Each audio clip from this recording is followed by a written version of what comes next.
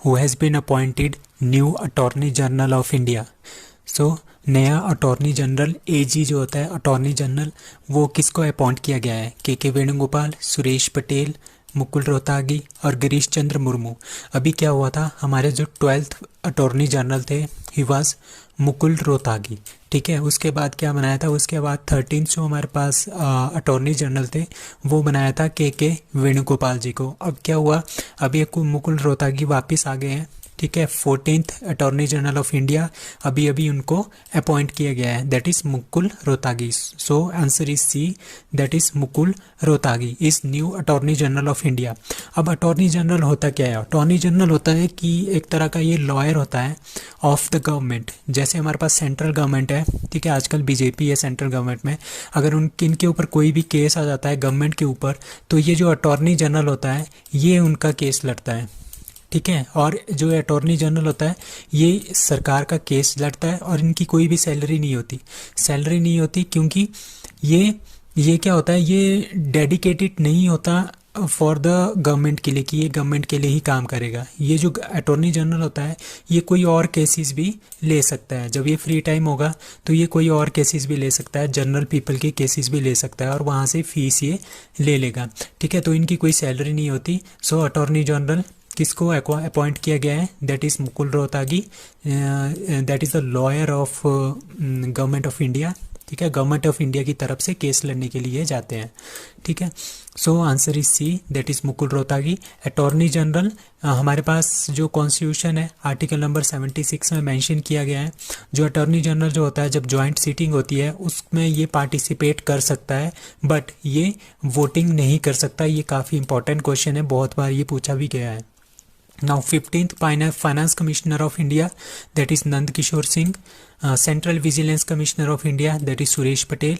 Central Information Commissioner, that is Yashwardhan. Chief election commissioner of India, ये काफ़ी important है, Rajiv Kumar. And controller and auditor general of India, that is Girish Chandra Murmu, कुछ दिन पहले इनको अपॉइंट किया गया है। अब नीति आयोग के जो चेयरमैन है, हमेशा आपने याद रखना है, नीति आयोग के जो चेयरमैन होते हैं that is prime minister of India and vice chairman will be कौन है आजकल? सुमन बेरी। और CEO इज़ परमेश्वरन अय्यर।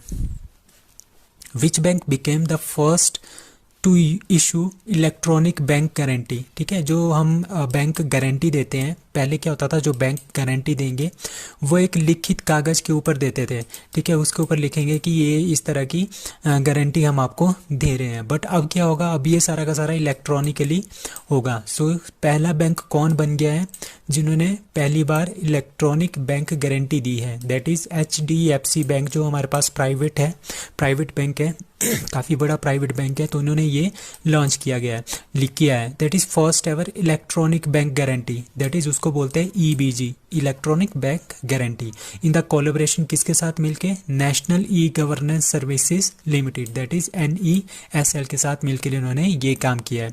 अब क्या होता था, जो पुराने पेपर बेस्ड होते थे ना वो बहुत ज़्यादा टाइम कंज्यूमिंग होते थे, ठीक है। वो 4-5 दिन लेके जब हम उनको बैंक वाले उनको भेजते थे तो 4-5 दिन लगते थे उनको आने के लिए, उनको फिजिकली रिपोर्ट करने के लिए, पिक करने के लिए, ठीक है। Delivery bye courier, beneficiary stamping, reverification होती थी उसकी। सो इन सब झंझटों से छुटकारा पाके हम क्या करेंगे, इलेक्ट्रॉनिक बैंक गारंटी देंगे। कौन दे रहा है? HDFC। तो ये पहला बैंक बन गया है इंडिया का।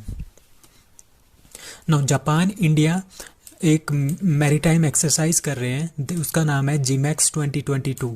It is going to be held at, ये कहाँ पे हो रहा है? Bay of Bengal, Arabian sea, south China sea और Mumbai. So answer is A, that is bay of Bengal, ठीक है। जो बे ऑफ बंगाल है, ठीक है, जो ये वाला एरिया है इंडिया का पार्ट, ये वाला एरिया है, यहाँ पे विशाखापट्टनम नाम जगह है, वहाँ पे जो है ये एक्सरसाइज हो रही है, जापान इंडिया मैरीटाइम एक्सरसाइज। तो ये 6th है जी एडिशन है GMEX का, ठीक है। इंडियन नेवी में इसमें पार्टिसिपेट करेगी, जिसमें एक वॉरशिप है, ये INS शायदरी, ये वॉरशिप है, ठीक है। ये सबमरीन्स है, INS करवती एंड IMS कदमत, ये तीनों जो है इसमें पार्टिसिपेट करेगी। अब कुछ और है एक्सरसाइजेज हैं डिफरेंट कंट्रीज़ के साथ, लाइक इक्वेरियन, ठीक है। इक्वेरियन आपने याद रखना है, ये पानी से रिलेटेड है, ठीक है। तो इंडिया और मालदीव्स, क्योंकि मालदीव्स एक आइलैंड है, तो इंडिया और आइलैंड के साथ ही इनकी एक एक्सरसाइज है। नाउ मिलन 2022 ये हमारे पास मार्च के महीने में हुई थी, शायद फरवरी मार्च के महीने में विशाखापट्टनम में हुई थी। इसमें बहुत सारी कंट्रीज़ ने पार्टिसिपेट किया था। अब स्लिनेक्स और मित्र शक्ति ये आपने दोनों याद रखनी है, that is India and Sri Lanka के बीच में।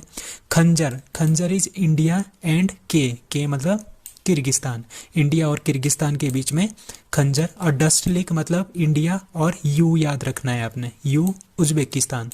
अल नजा, जहाँ पे भी आपको अल दिखे आपने सीधा ओमान पे लगा देना है, ठीक है। अल नजा तो इंडिया और ओमान, ये बीकानेर राजस्थान में अभी भी हुई थी।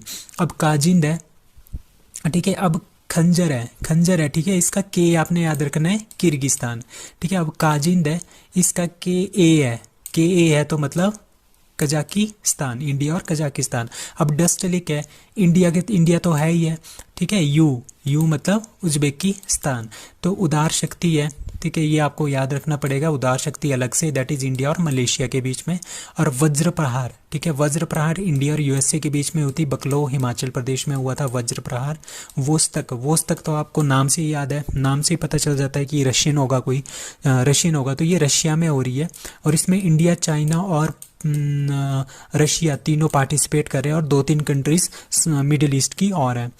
नो पिच ब्लैक आपने ध्यान रखना है, ये हमेशा ऑस्ट्रेलिया में होता है। रिमपैक 2022 ये वर्ल्ड का बिगेस्ट नेवल एक्सरसाइज हुआ था हवाई आइलैंड में। इसमें 27 कंट्रीज ने पार्टिसिपेट किया था। इंडिया की तरफ से किसने पार्टिसिपेट किया था? INS सतपुड़ा एंड PATI, इन दोनों ने इसमें पार्टिसिपेट किया था। Now 22nd summit of SCO that is Shanghai corporation organisation. मैं काफ़ी दिनों से बोल रहा था कि SCO की मीटिंग होने वाली है, ठीक है। तो ये मीटिंग कहाँ पे हो रही है? दैट इज़ उज़्बेकिस्तान, ठीक है। उज़्बेकिस्तान में ये मीटिंग हो रही है और ये 22वीं मीटिंग है, ठीक है। इसके बाद जो 23वीं होगी वो होगी इंडिया में, ठीक है। जो ये शंघाई कॉरपोरेशन ऑर्गेनाइजेशन है ये पहले 5 देशों ने मिलकर बनाया था, इसका नाम था शंघाई 5, ठीक है। चाइना इसका मेन है, ठीक है। और इसका जो हेडक्वार्टर आपने लिख लो यहाँ पे, दैट इज़ बीजिंग, इसका हेडक्वार्टर है बीजिंग में। और ये 1996 में बना था और 2001 में कुछ और भी इसमें एडअप हुई थी, इंडिया वगैरह भी इसमें एडअप हुए, तो इसका नाम रख दिया SCO that is Shanghai corporation organisation. और इसका हेडक्वार्टर है बीजिंग में। नाम शंघाई पे है बट इसका जो हेडक्वार्टर है दैट इज़ बीजिंग, आपने इस तरह से इसका याद रखना है। It is a mutual security political and economic alliance है ये, ठीक है। और इसमें मेंबर्स हैं 9 कंट्रीज आजकल इसमें मेंबर है। और इसको याद रखना बिल्कुल ईजी है। कैसे ईजी है? देखो, इंडिया सबसे पहले, इंडिया तो है ही है इसका पार्ट, ठीक है। चाइना भी होगा क्योंकि शंघाई कॉरपोरेशन ऑर्गेनाइजेशन है, क्योंकि शंघाई कहाँ पे है? चाइना में है। तो इंडिया और चाइना आपने 2 याद रखने हैं। तीसरा रशिया और इंडिया और चाइना के अच्छे रिलेशन है, ठीक है। अब चाइना के अच्छे रिलेशन किसके साथ है? पाकिस्तान, ठीक है। तो 4 कंट्रीज होगी, इंडिया, पाकिस्तान, रशिया और चाइना, ठीक है। उसके बाद हमने सेंट्रल एशिया है उसकी 4 कंट्रीज लेनी है, ठीक है। सेंट्रल एशिया की 4 लेनी है, किर्गिस्तान, उज्बेकिस्तान, ताजिकिस्तान, कजाकिस्तान।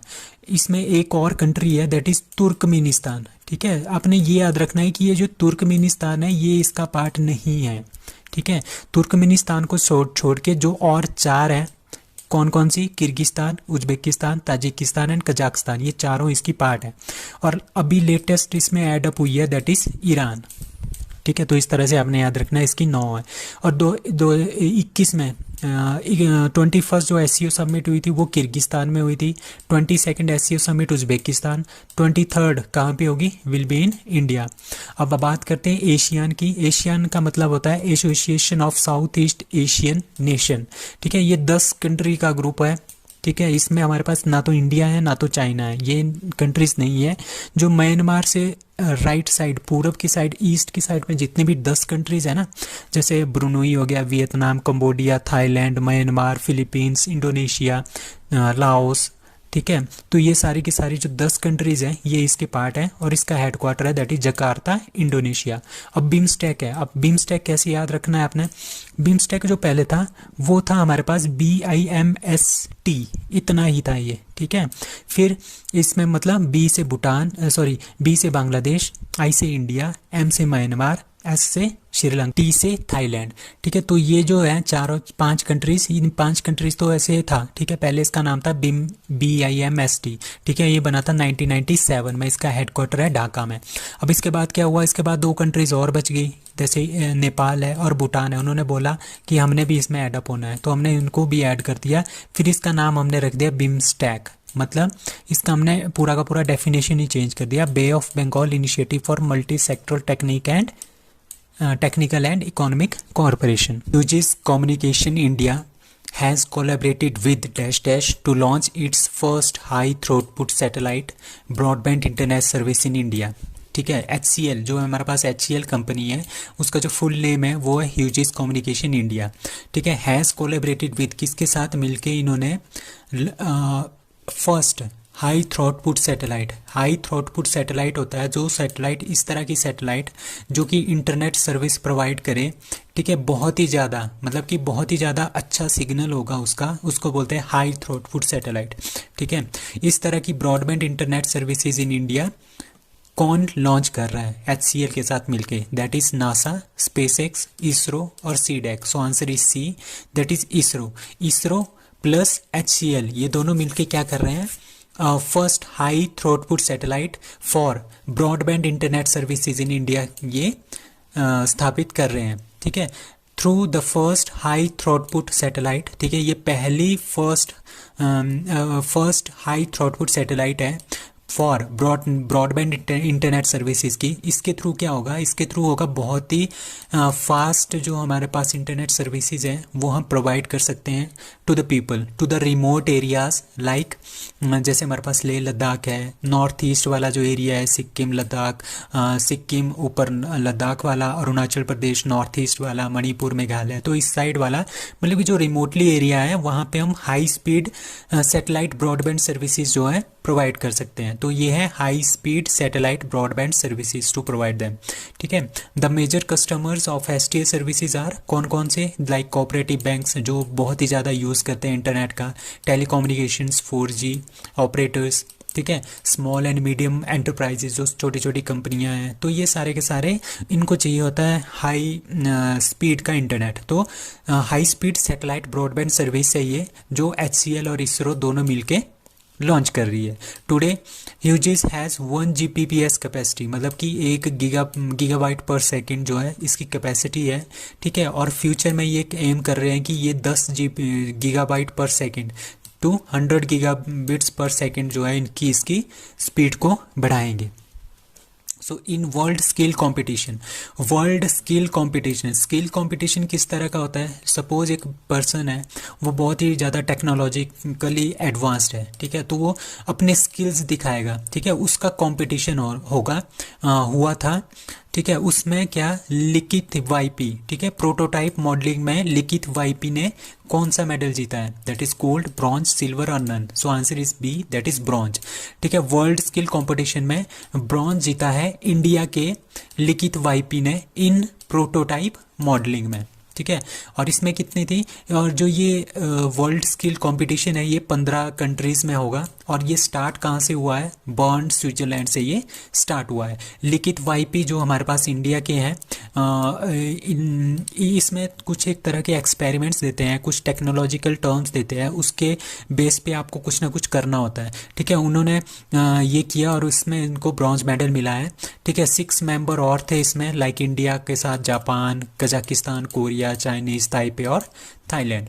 सो कुछ और क्वेश्चंस हैं, लाइक लॉन बॉल्स। ये काफ़ी इंपॉर्टेंट क्वेश्चन है ये दोनों, क्योंकि इंडिया ने पहली बार लॉन बॉल्स में कोई मेडल जीता है। In Commonwealth game 2022 female lawn balls में इंडिया को गोल्ड मिला है और मेल लॉन बॉल में इंडिया को सिल्वर मिला है। अब थॉमस कप भी इंडिया ने सबसे पहली बार जीता है। ठीक है, इंडिया विनर डिफीटेड किसको? इंडोनेशिया को, जो कि 5 या 6 बार शायद ये विनर रह चुका था इंडोनेशिया, इसको हराया था। ये बैडमिंटन का टूर्नामेंट होता है। ठीक है, और फर्स्ट टाइम ये टाइटल जो इंडिया ने जीता है। अब all England badminton championship Viktor Axelsen ने जीता है। ऑल इंग्लैंड जीता है Viktor Axelsen. All India badminton championship जीता है लक्ष्य सेन ने। और वांडा डायमंड लीग जो अभी कुछ दिन पहले हमने पढ़ा था, ज्यूरिख स्विट्जरलैंड में नीरज चोपड़ा ने क्या जीता है यहाँ पे? ये पूरी की पूरी जो है फाइनल लीग जो है इसने जीती है नीरज चोपड़ा में। अब डायमंड लीग में ही ल्यूसाने स्विट्जरलैंड ने नीरज चोपड़ा ने गोल्ड मेडल जीता था। अब वर्ल्ड एथलेटिक चैंपियनशिप में नीरज चोपड़ा रनर अप रहे थे और उन्होंने सिल्वर मेडल जीता था। गोल्ड किसने जीता था? एंडरसन पीटर्स ने गोल्ड जीता था। और Neeraj Chopra is associated with javelin throw. The multinational exercise, उसका नाम है Kakadu 2022, is being organised by, कौन इसको ऑर्गेनाइज कर रहा है? Royal Australian navy. तो रॉयल जो ऑस्ट्रेलियन नेवी है वो क्या कर रहा है? मल्टीनेशनल एक्सरसाइज है एक, उसका नाम है ककाडू 2022 जो है इसका आयोजन कर रहा है। कहाँ पे कर रहा है? डार्विन ऑस्ट्रेलिया में। जैसे हमारे पास ये ऑस्ट्रेलिया है, ठीक है। अब जो उसका नॉर्दर्न पार्ट है वहाँ उसको बोलते हैं डार्विन, ठीक है। तो ये डार्विन ऑस्ट्रेलिया में जो है ये होगी, इसका नाम होगा Kakadu 2022, KA22 will be held in Darwin Australia 12 सितंबर को। इसमें इंडिया भी पार्टिसिपेट कर रहा है। इंडिया के साथ साथ 20 कंट्रीज जो है टोटल इसमें पार्टिसिपेट कर रही है, ठीक है। इसका जो थीम है इस साल का, that is partnership, leadership and friendship. ये काफ़ी इंपॉर्टेंट क्वेश्चन है। नाउ इंडिया की तरफ से कौन पार्टिसिपेट कर रहा है? INS Satpura and PATI maritime petrol aircraft, ठीक है। और यही जो दोनों थे सतपुड़ा एंड PATI, ये रिम्पैक में भी यही थे, ठीक है। और ये अब ककाडू 2022 में भी यही पार्टिसिपेट करेंगे इंडिया की तरफ से। अब कुछ और एक्सरसाइजेज हैं जो हमने पिछले लेक्चर्स में भी किया था, लाइक इक्वेरियन, इंडिया मालदीव्स के बीच में। ये मैंने इसलिए ऐड किया ताकि ये आपको अच्छे से याद हो जाए। Now Milan 2022 at Visakhapatnam, many countries में पार्टिसिपेट करेगी। स्लेनेक्स मित्र शक्ति इंडिया श्रीलंका की है। Khanjar India Kyrgyzstan, Dustlik India Uzbekistan, Al Najah India Oman, Kazind India and Kazakhstan, Udara Shakti India Malaysia, Vajra Prahar India USA, that is Bakloh HP में हुआ था। अब वोस्तक 2022 रशिया के साथ, इंडिया और रशिया में होगा। और इसमें इंडिया, चाइना और रशिया तीनों पार्टिसिपेट कर रहे हैं और 3 और कंट्रीज हैं, ठीक है। पिच ब्लैक 2022, अब पिच ब्लैक और ककाडू 2022 ये दोनों कहाँ की है? ऑस्ट्रेलिया की, और दोनों रॉयल ऑस्ट्रेलियन नेवी जो इसको ऑर्गेनाइज कर रही है। और रिम्पैक आपको पता ही है, it is the world's biggest naval exercise. 27 countries में पार्टिसिपेट की थी। कहाँ पे? हवाई आइलैंड USA में। और INS सतपुड़ा प्लस PATI ने इसमें पार्टिसिपेट किया था। Now, which city is going to becomes the country's first, India's first smart city with smart addresses? मतलब कि जो एड्रेसेस होंगे गवर्नमेंट एजेंसीज के, like police, fire department, ambulance, तो इनके इनके जो एड्रेसेस होंगे वो स्मार्ट एड्रेसेस होंगे। तो ये ऐसा करने वाला पहली सिटी कौन सी है? दैट इज़ इंदौर, मध्य प्रदेश। तो ये पहली सिटी बन गई है। और इन्होंने किसके साथ MOU साइन किया है? पट्टा नेविगेशन के साथ, ठीक है। ये पट्टा नेविगेशन एक तरह की कंपनी है। ये क्या बनाएगी? ये इसरो के साथ मिलके एक डिजिटल एड्रेसिंग सिस्टम जो है पूरे इंडिया के लिए तैयार कर रहे हैं, ठीक है। जितने भी हमारे पास इंडिया की गवर्नमेंट एजेंसीज होगी, इमरजेंसी सर्विसेज होगी, like police, fire department, ambulance वगैरह, तो इनके लिए ये एक तरह का डिजिटल क्या करेंगे? स्मार्ट एड्रेसेस प्रोवाइड करेंगे। स्मार्ट एड्रेसिंग मतलब कि डिजिटल एड्रेस प्रोवाइड करेंगे, ठीक है। तो इसमें किस तरह का होगा? इस तरह का एड्रेस होगा, लाइक कुमार 100, सिंह 2022-1 और अदर काइंड ऑफ कोड्स। मतलब कि एक तरह का कोड असाइन करेंगे कि ये गवर्नमेंट एजेंसी है, लाइक फायर डिपार्टमेंट है, इसके लिए अलग सा कोड होगा, पुलिस के लिए अलग सा कोड होगा, एम्बुलेंस के लिए अलग सा कोड होगा। और उसी कोड के थ्रू एक पट्टा ऐप होगा, ठीक है। पट्टा नेविगेशन है इनका, एक पट्टा ऐप होगा, उसमें हम इसको फाइंड आउट कर सकते हैं और उसकी हम लोकेशन जो है इजीली फाइंड आउट कर सकते हैं कि वो लोकेशन कहाँ पे है, ठीक है।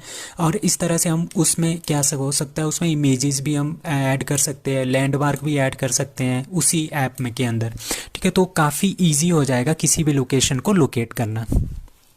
सो world's largest museum of Harappa culture is coming up in, मतलब कि जो हड़प्पा संस्कृति है उसका जो सबसे लार्जेस्ट म्यूजियम है वो कहाँ पे बन रहा है? दैट इज़ आंसर इज़, इसका आंसर है ए, ठीक है। Answer is a, that is Rakhigarhi, ठीक है। राखीगढ़ी कहाँ पे है? हरियाणा में है, हिसार हरियाणा में है।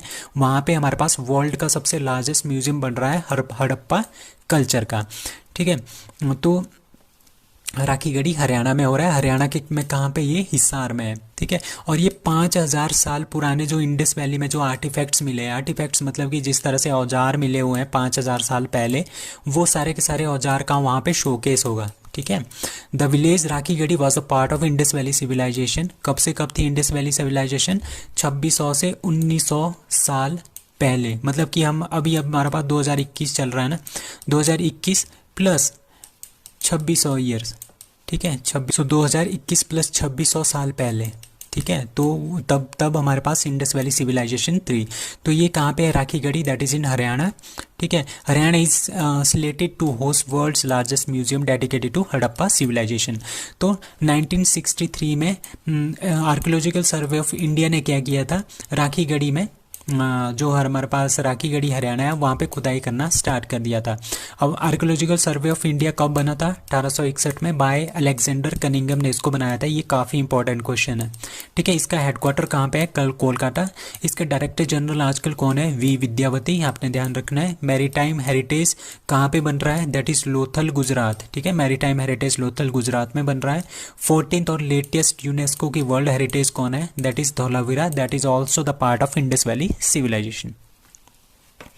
Which state launched mobile veterinary units to provide medical aid to the livestock? अब हमारे पास क्या होगा, एक हमारे पास क्या होते हैं, घर में गाय होती है, बैल होते हैं, बुफेलो होते हैं, इस तरह के हमारे पास जानवर होते हैं, ठीक है, पालतू जानवर होते हैं, उनको बोलते हैं लाइव स्टॉक्स, ठीक है। उनकी देखभाल के लिए एक मोबाइल वेटनरी यूनिट होगी। मोबाइल वेटनरी यूनिट मतलब कि एक तरह की एम्बुलेंस होगी, वो इनके पास जाएगी, घर घर जाएगी, हर एक उसमें जाएगी। तो हम क्या करेगा, ये यहाँ पे इनका चेकअप करेगा कि भाई ये ठीक है या गलत या अच्छे नहीं है, इनकी हेल्थ कैसी है। फिर आगे वाले घर में जाएंगे, वहाँ पे देखेंगे कि कैसी है। तो ये मोबाइल वेटनरी यूनिट तो है, कौन लॉन्च कर रहा है? That is Chhattisgarh. तो छत्तीसगढ़ इस तरह की स्कीम लेके आया है, ठीक है। Mobile veterinary units to provide medical aid to the cattle in the line of health clinics. तो एक तरह के क्लिनिक होंगे ये, जिस तरह से घूमता हुआ क्लिनिक, ठीक है। इसको मोबाइल मतलब कि मोबाइल फ़ोन से नहीं है, मोबाइल मतलब कि घूमता हुआ पहियों के ऊपर, ठीक है। नाउ छत्तीसगढ़ ने कुछ और योजना भी स्टार्ट की थी, लाइक गोधन न्याय योजना 2 साल पहले ये की थी। इसके अकॉर्डिंग क्या होगा, जो गाय का गोबर होता है, काउ डंग होगा, वो गवर्नमेंट खरीदेगी 2 रुपये किलो के हिसाब से, और उसके बाद क्या बनाएगी, उसका फर्टिलाइज़र बनाएगी फॉर एग्रीकल्चर के लिए। सो ऑर्गेनिक फर्टिलाइज़र बनाएगी एग्रीकल्चर के लिए। और कुछ जब ये कंप्लीट हो गया था ये वाला योजना, उसके बाद क्या आई थी, गौमूत्र योजना आई थी। उसके अकॉर्डिंगली 4 रुपये में पर लीटर गौमूत्र जो है कौन खरीदेगी? छत्तीसगढ़ गवर्नमेंट। अब आजकल काफ़ी ज़्यादा चर्चा में है lumpy virus. Lumpy virus is related to the cow, ठीक है। काऊ एक वायरस होता है जो गाय की फैमिली को बहुत ही ज़्यादा प्रभावित करता है। ये फैमिली है, वायरस की फैमिली है। कौन से वायरस की फैमिली है? ये है पॉक्सीवीराइड, ठीक है, इसकी ये फैमिली है। ये जीनस कैप्रीप्रोक्स वायरस, ठीक है, कैप्रीप्रोक्स वायरस जो है वो है, ठीक है, ये वाला वायरस है। Which affect the cattle buffalo, ठीक है, कैटल बुफेलो काऊ वगैरह, इन सब को ये अफेक्ट करता है। तो ये काफ़ी ज़्यादा डेंजरस बीमारी है, इंडिया में भी ये काफ़ी चल रही है। हाटी समुदाय, Hatti community belongs to which state which has given the status of scheduled tribe by the union cabinet? That belongs to Himachal Pradesh. तो हिमाचल प्रदेश की जो हाटी कम्युनिटी है, ये काफ़ी इंपॉर्टेंट क्वेश्चन बनने वाला है। इनको क्या मिल गया है? इनको शेड्यूल ट्राइब का जो है दर्जा मिल गया है, ठीक है, बाय यूनियन कैबिनेट ने। कितने इन हैज़ इंक्लूडेड 12 कम्युनिटीज़ को एसटी की लिस्ट में ऐड अप किया है। तो इसमें से कौन कौन सी स्टेट है? Like Chhattisgarh, Himachal Pradesh, Tamil Nadu, Karnataka and Uttar Pradesh. ये 5 स्टेट हैं जहाँ की जो छोटी छोटी जो कम्युनिटी है, छोटी छोटी जो ट्राइब्स हैं, उनको क्या किया उन्होंने? एसटी कैटेगरी में ऐड अप किया है। तो हिमाचल प्रदेश में हाटी कम्युनिटी कहाँ की है? ये सिरमौर की है, सिरमौर ट्रांसगिरी रीजन ऑफ हिमाचल प्रदेश, ठीक है। ये काफ़ी इंपॉर्टेंट क्वेश्चन है। This community is named based on it's traditional, इनका ट्रेडिशन होता है, मतलब कि ये छोटी छोटी जो दुकानें होती है, selling home grown crops, vegetables, meat, wool, small town markets, इनको बोलते हैं हाटीज। अब तमिलनाडु से किसको ऐड किया है? ये दोनों आपने याद रखने, दोनों नाम, ठीक है, नारी कोरावन, ठीक है, और कुरी विकरण, ठीक है, ये दोनों जो है एडप्ट की कर दी गई है एसटी में। कर्नाटका की बेटा कुरुबा, उत्तर प्रदेश की गोंड ट्राइब है, उसकी जो 5 सब ट्राइब्स हैं उनको एडप्ट कर दिया गया है, ठीक है। और छत्तीसगढ़ की कुछ है हमारे पास सिनोमिन्स है फॉर ट्राइब्स लाइक भरिया, गधवा, धनवर, नगेसी एंड पौंड। तो इस तरह की जो ट्राइब्स हैं उनको एडप्ट कर दिया गया है। इसमें से जो सबसे ज़्यादा इंपॉर्टेंट है वो है बेटा कुरबा, और दूसरी हमारे पास हाटी कम्युनिटी बहुत ही ज़्यादा इंपॉर्टेंट है। Now international day of democracy 2022 is observed on 13 September, 15 September, 17 September और 19 September. So answer is B, that is 15 of September को हम मनाते हैं इंटरनेशनल डे फॉर डेमोक्रेसी। और इसी दिन हम मनाते हैं इंजीनियर्स डे भी, क्योंकि इस दिन क्या होता है, बर्थडे होता है एम विश्वेश्वरैया का बर्थडे, क्योंकि वो एक ग्रेट इंजीनियर थे इंडिया के, ठीक है। तो उनकी अचीवमेंट को वो करने के लिए, ऑनर करने के लिए 15 सितंबर को क्या मनाया जाता है, इंजीनियर्स डे भी मनाया जाता है, और 15 सितंबर को इंटरनेशनल डेमोक्रेसी डे भी मनाया जाता है, ठीक है। और जो हमारे पास वर्ल्ड का इंजीनियर्स डे होता है वो होता है 4 मार्च को। अब 16 सितंबर को ओजोन डे, ये काफ़ी इंपॉर्टेंट है, कई क्वेश्चन पेपर में ये पूछा भी गया है कि 16 सितंबर को कौन सा डे होता है, that is world ozone day. 18 सितंबर को मतलब कि 3rd सैटरडे को क्या होता है, इंटरनेशनल रेड पांडा डे। और 27 सितंबर को क्या होता है, world tourism day. Who won SAFF under 17 championship 2022, India, Nepal, Bangladesh और Bhutan. So the answer is India. So India ने नेपाल को फाइनल में 4-0 से हरा दिया है सैफ अंडर 17 चैम्पियनशिप 2022 में।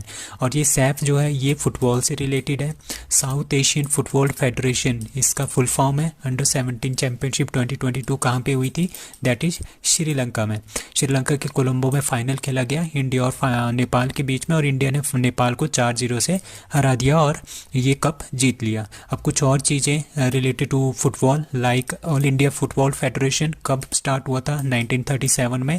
इसका हेडक्वार्टर है न्यू दिल्ली में, और इसके चेयरमैन अभी भी कुछ दिन पहले बने थे, बाईचुंग भूटिया भी इलेक्शन के लिए खड़े हुए थे, कल्याण चौबे भी खड़े थे, तो कल्याण चौबे जो है जीत गए थे। तो चेयरमैन कौन है, Kalyan Chaubey. FIFA under 17 women world cup कहाँ पे हो रहा है, that is in India. FIFA world cup 2022 कहाँ पे होगा, that is Qatar. FIFA world cup 2026 कहाँ होगा, that is North America. North America में 3 कंट्रीज़ हैं, like USA, Mexico and Canada. FIFA 2018 में जो वर्ल्ड कप हुआ था वो हुआ था रशिया में, और इसमें फ्रांस ने क्रोएशिया को फाइनल में हरा के दूसरी बार जो है अपना टाइटल जीता था। Now, Roger Federer, great tennis player, announces retirement from professional cricket tennis, has won how many Grand Slam titles? 19, 22, 20, 23. So answer is C. Sorry, C. Answer is C. That is 20। तो 20 title जो है Roger Federer ने जीत लिए हैं। उन्होंने अब retirement घोषित कर दी है अपनी, क्योंकि अब वो लास्ट कप खेल रहे हैं, लेवर कप इन लंदन। जब वो इसको खेलेंगे उसके बाद ये रोजर फेडरर क्या हो जाएंगे, रिटायर हो जाएंगे, और ही इज़ 41 ईयर्स ओल्ड। और इन्होंने क्या है, most number of grand slam man में किसने जीते हैं टेनिस में, दैट इज़ 22 राफेल नडाल, फिर नोवाक जोकोविच 21, और फिर स्विट्जरलैंड के रोजर फेडरर के कितने हैं, 20 grand slams. Most number of grand slam in women category में 24 मार्गरेट कोर्ट, ये तीनों के तीनों क्या हो गया, रिटायर हो गए हैं। मार्गरेट कोर्ट ऑस्ट्रेलिया की है, 24 इनके हैं, 23 सेरेना विलियम्स अमेरिकन है, and Steffi Graf she is German, 22 grand slam के साथ। Now India's first forest university is going to be established in, that is answer A Telangana. So Telangana में हम क्या बना रहे हैं, forest university, first forest university of India, ठीक है। टोटल वर्ल्ड में 3 फॉरेस्ट यूनिवर्सिटीज़ हैं, सबसे पहले रशिया में है, दूसरी चाइना में है, और अब तीसरी हम कहाँ पे बना रहे हैं, इंडिया में बना रहे हैं। तो first forest university of India that is in Telangana. So national sports university कहाँ पे है, दैट इज़ इम्फाल मणिपुर में। इंडियाज़ फर्स्ट रेलवे यूनिवर्सिटी कहाँ पे है, that is Vadodara Gujarat. Now KRIBHCO's that is उसके जो फुल फॉर्म है that is Krishak Bharati cooperative limited, जो एक कंपनी है, ये बना रही है बायो इथेनॉल प्रोजेक्ट, ठीक है, which is started by Amit Shah at, कहाँ पे ये स्टार्ट हुआ है, चंडीगढ़, मुंबई, सूरत और Indore. So answer is C, that is Surat. तो सूरत में क्या हो रहा है, कृषक भारती कोऑपरेटिव लिमिटेड जो हमारे पास एक प्राइवेट फर्म है, वो अपना बायो इथेनॉल प्लांट जो है सूरत में स्टार्ट करने वाली है। ठीक है, इसमें रॉ मटेरियल क्या क्या यूज होगा, इथेनॉल हम कैसे बनाएंगे, इथेनॉल बनाएंगे हम जो मक्की है, मेज़ मक्की मतलब उसका जो वेस्ट है उसको, उससे हम प्रोड्यूस करेंगे इथेनॉल। पैडी मतलब कि जो राइस है उसका जो वेस्ट मटेरियल है उससे हम इथेनॉल बना सकते हैं। और जो शुगर केन है, इन तीनों को इकट्ठा करके हम क्या बनाएंगे, इथेनॉल बनाएंगे। अब हमारे पास क्या हो रहा है, जिस तरह से हमारे पास सपोज हमारे पास पेट्रोल है, हमारे पास बहुत सारी गाड़ियाँ होगी है, तो सबके लिए पेट्रोल चाहिए या डीजल चाहिए। ठीक है, अब हम क्या कर रहे हैं, जो ये पेट्रोल है, अगर हम प्योर पेट्रोल डालें तो पेट्रोल की खपत ज़्यादा होगी और इसकी डिमांड ज़्यादा होगी और इसके प्राइस भी हाई चले जाएंगे। अब हम क्या कर रहे हैं, इसके साथ हम पेट्रोल के साथ हम क्या ऐड करेंगे, इथेनॉल ऐड करेंगे। दैट इज़ 20% इथेनॉल पे हम अभी वर्क कर रहे हैं और 80% पेट्रोल। तो इसमें क्या होगा, जो ये 20% यहाँ पे पेट्रोल लगना था उसकी जगह पे हम इथेनॉल यूज़ कर रहे हैं। तो इस वजह से क्या होगा, पेट्रोल की डिमांड थोड़ी कम हो जाएगी और इथेनॉल हमारे पास बढ़ जाएगा। और इथेनॉल हम कैसे इंक्रीज में बना सकते हैं, वो हम अपने थ्रू बना सकते हैं बाय यूजिंग मेज़, पैडी, शुगर कैन के जो वेस्ट मटेरियल है। तो प्राइसेस, पेट्रोल प्राइसेस भी इससे क्या आ जाएंगे, कम हो जाएंगे। So India's first bio ethanol plant that is greenfield ethanol plant is Purnia, Bihar में पहला प्लांट खोला गया था। बायो सीएनजी का प्लांट कहाँ पे है, जो कि एशिया का सबसे बिगेस्ट है, that is Indore, Madhya Pradesh. Biomass to hydrogen plant that is Khandwa, Madhya Pradesh. First steel slag road कहाँ पे बन रहा है, सूरत में। First bullet train station that will be in Surat. और फर्स्ट बुलेट ट्रेन कहाँ से कहाँ तक वो रोड बन रहा है, सॉरी ट्रेन की पटरियाँ बन रही है, that is Mumbai to Ahmedabad. Now, SIRPI Student in Responsible Police Initiative is launched by that is Tamil Nadu. So Tamil Nadu क्या लॉन्च कर रहा है, जो हमारे पास स्कूल के स्टूडेंट्स हैं उनको रिस्पॉन्सिबिलिटी, जो पुलिस की रिस्पॉन्सिबिलिटीज़ हैं उनके बारे में बताएंगे कि किस किस तरह से पुलिस काम करती है, किस किस तरह से वो हेल्प करती है। तो इसके लिए क्या करेंगे, टोटल 100 स्कूलों को चूज़ करेंगे, उसमें से 50 स्टूडेंट्स को सिलेक्ट करेंगे। उनको जो है पहले फर्स्ट फेज़ में उनको बताएंगे कि सोशल लीवल क्या होता है, ठीक है, किस तरह के लॉज के कैसे कैसे हैं, क्या क्या लॉज हैं, किस किस लॉज पे हमारे पास कितनी किस तरह से हम लोगों की हेल्प कर सकते हैं लॉज के थ्रू। ठीक है, how should be help to connect with the government, मतलब कि गवर्नमेंट के साथ लोगों को कनेक्ट करने के लिए क्या करना पड़ेगा, एनजीओ के साथ कनेक्ट करने के लिए क्या करना पड़ेगा। मतलब कि जो पुलिस के काम है वो हम उनको समझाएंगे कि किस किस तरह से ये करेंगे। तो ये कौन सी स्टेट है, that is Tamil Nadu. So first state to start the free breakfast पहली क्लास से 5वीं क्लास तक, दैट इज़ तमिलनाडु। बाल बजट मतलब कि किड्स के लिए जो बजट है वो स्टार्ट करने वाला स्टेट है, that is Madhya Pradesh. Chief minister of Tamil Nadu that is MK Stalin. Dugong conservation reserve, India का फर्स्ट डुगोंग कंजर्वेशन रिजर्व है, वो गल्फ ऑफ मन्नर में तमिलनाडु में खोला गया है, दैट इज़ पाक बे के पास। ठीक है, तमिलनाडु के chief minister MK Stalin inaugurated. अब क्या हो रहा है, जो तमिलनाडु के जो CM है MK स्टालिन, वो दिल्ली मॉडल से, दिल्ली के जो मॉडल के स्कूल हैं उनसे काफ़ी प्रभावित है। तो उन दिल्ली के मॉडल को अपने स्टेट में वो लागू करना चाहते हैं। तो उन्होंने school of excellence and model school scheme जो है उन्होंने स्टार्ट की है, कहाँ पे, तमिलनाडु में। Now India's first lithium cell manufacturing plant is going to established in that is Tirupati, Andhra Pradesh. तो इंडिया क्या बना रहा है, लिथियम सेल मैन्युफैक्चरिंग प्लांट, मतलब कि लिथियम सेल मतलब कि लिथियम आयन की बैटरीज, ठीक है, जो लिथियम आयन्स होती है उसकी बैटरीज बनाना। तो ये इंडिया का पहला मैन्युफैक्चरिंग प्लांट है, that is to be established in Tirupati, Andhra Pradesh. अब लिथियम आयन की बैटरी इतनी फेमस क्यों है, क्योंकि लिथियम बहुत ही लाइट वेट का होता है, जिसके थ्रू क्या हो जाता है, जब हम इसको गाड़ी में यूज़ करते हैं या कहीं पे भी यूज़ करते हैं तो इससे क्या हो जाता है, इसका वेट कम होने की वजह से क्या होता है, ओवरऑल जो गाड़ी का वेट होगा वो बहुत ही कम होगा। ठीक है, तो इसके लिए लाइट वेट की चीज़ें हमने बनानी है, तो हम लिथियम सेल मैन्युफैक्चरिंग प्लांट मतलब कि इस लिथियम सेल्स का यूज़ करते हैं बैटरी बनाने में। ठीक है, तो इसी में, और ये जो लिथियम आयन बैटरीज होती हैं ये काफ़ी ज़्यादा पावर भी जनरेट करती है।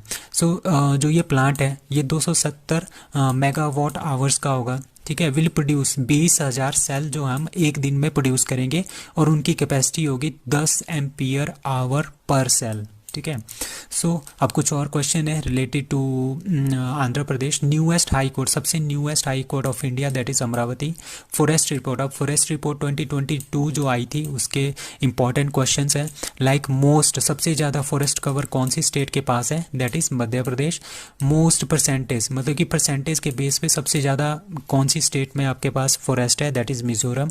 Most increase in the forest, मतलब कि सबसे ज़्यादा इंक्रीज कहाँ पे हो रहे हैं आजकल forest, that is Andhra Pradesh. Least forest कर, सबसे कम फॉरेस्ट कहाँ पे है और परसेंटेज कहाँ पे है फॉरेस्ट की, वो भी सबसे कम है, परसेंटेज भी कम है और ऐसे भी सबसे कम है forest, that is Haryana.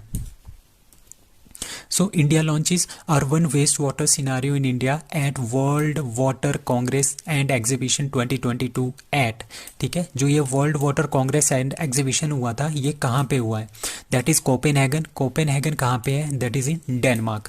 So Denmark में ये world water Congress and exhibition 2022 हुआ था, इसमें इंडिया ने भी पार्टिसिपेट किया था। तो इंडिया में जो urban waste water and waste water होता है ना, जो शहरों का जो वेस्ट का पानी होता है उसको हमने मैनेज करना है, तो इसके बारे में उसमें बात हुई थी, ठीक है। तो इंडिया और डेनमार्क ने दोनों ने एक एग्रीमेंट साइन किया है, जो ये वेस्ट वाटर है ना इसको हमने क्या करना है, मैनेज करना है, इसको रिसाइकल करके पीने लायक बनाना है, या फिर हम इसको एग्रीकल्चर में भी यूज़ कर सकते हैं, तो इस तरह से इसका मैनेजमेंट करना है।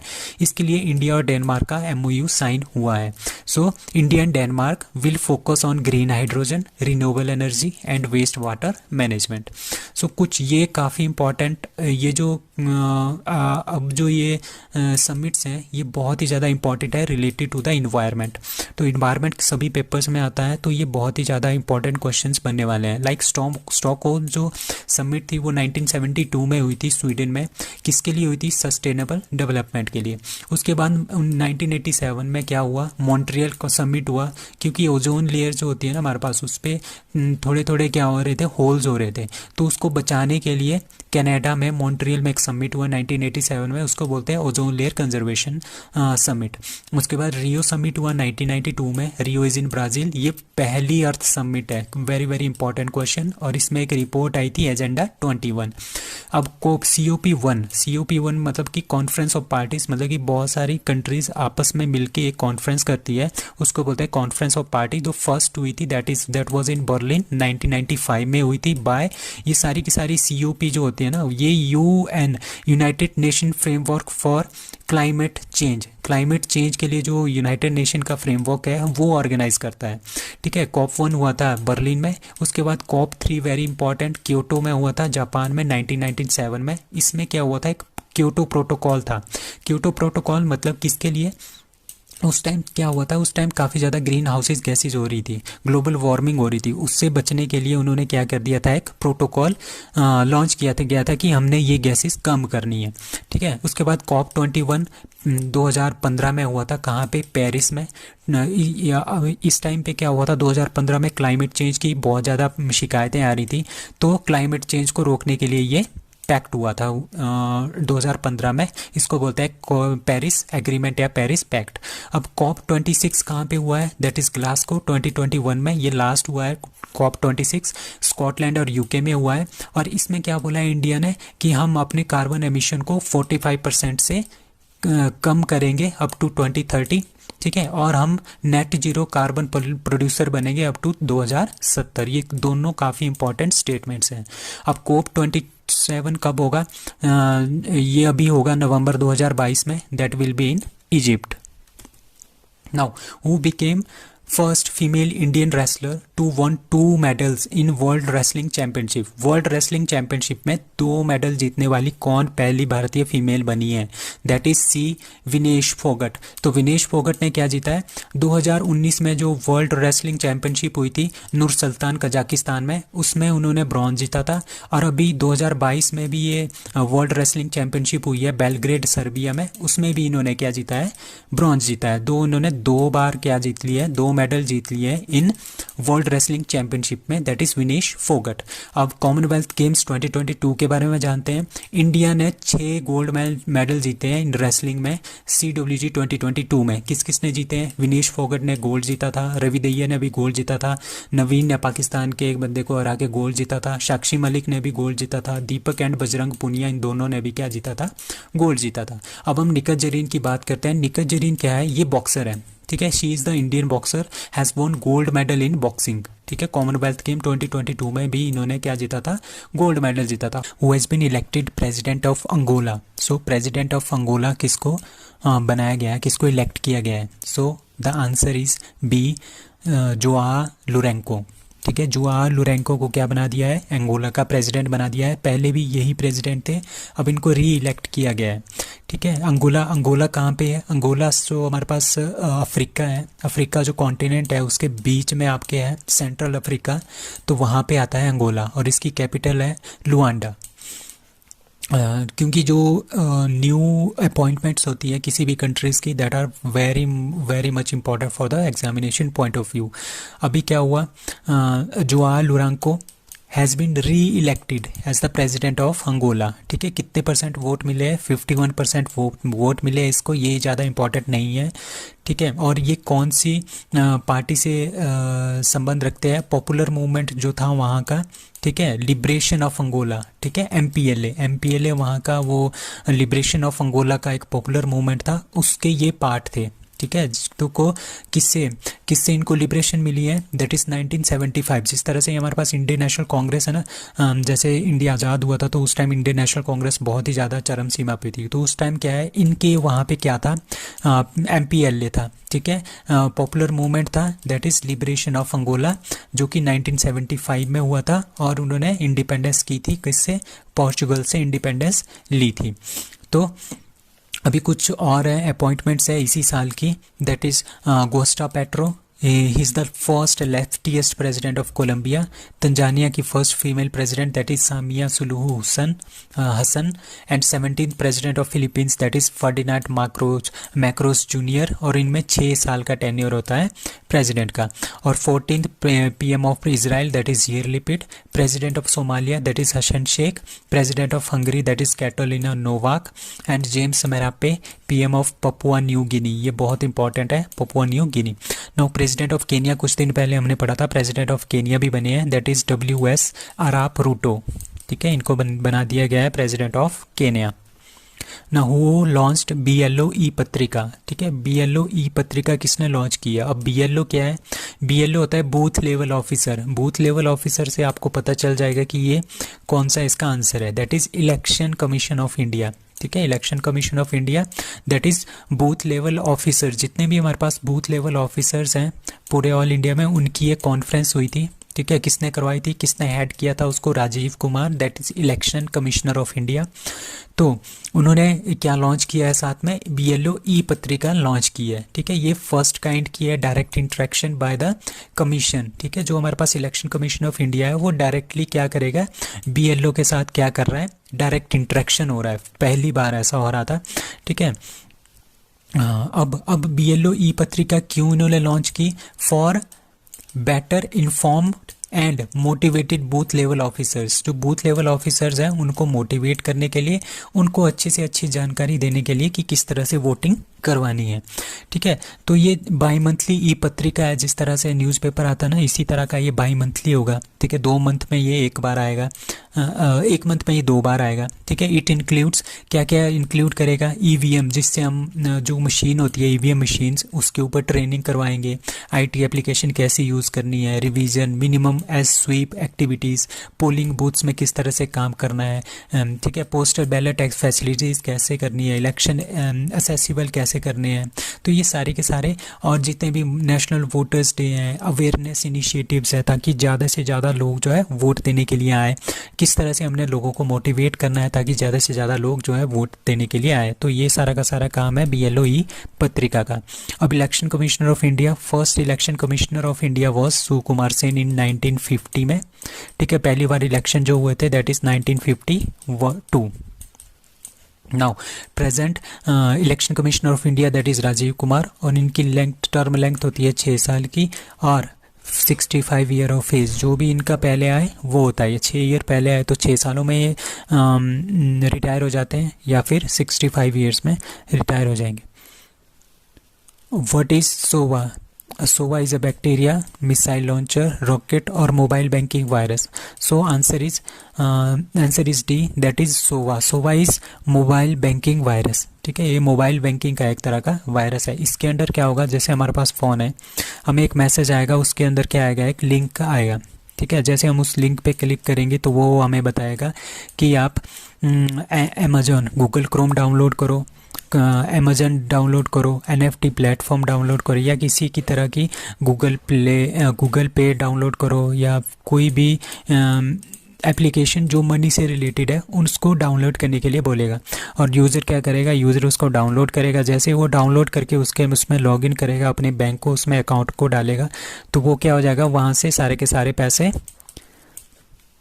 गायब हो जाएंगे, मतलब कि वो चुरा लेंगे। तो ये क्या है, एक तरह का सोवा वायरस है, जो कि आजकल इंडिया में बहुत ही ज़्यादा चल रहा है। तो ये एक तरह का वायरस है। ट्रोजन भी वायरस ही होता है।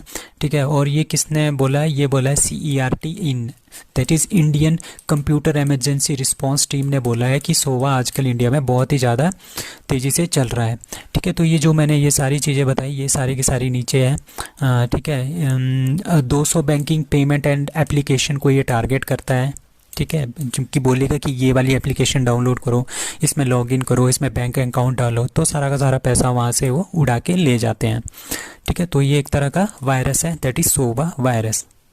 Who released India discrimination report 2022, that is India की डिस्क्रिमिनेशन रिपोर्ट 2022 किसने लॉन्च की है, that is C Oxfam India. Oxfam India एक तरह की एक एजेंसी है, नॉन गवर्नमेंट एजेंसी है, जो डिस्क्रिमिनेशन को देखता है, इंडिया में किस तरह की डिस्क्रिमिनेशन हो रही है वो चेक करता है। ठीक है, लेवल इसमें बताया गया है कि जो वुमेन की इन्वॉल्वमेंट है, लेबर फोर्स पार्टिसिपेशन रेट, मतलब कि वुमेन से ज़बरदस्ती काम करवाना, वो 25% ही रह गया है। ठीक है, पहले ये 42.7% था 2004-05 में, अब 2021-22 में ये कितना बन गया है, 25% जो है रह गया है।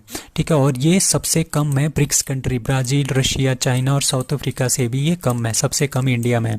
ठीक है, gender discrimination is the main reason. ठीक है, जेंडर डिस्क्रिमिनेशन होता है, इसी की वजह से क्या होता है, 98% एम्प्लॉयमेंट गैप जो है मेल और फीमेल के बीच में इंडिया में है।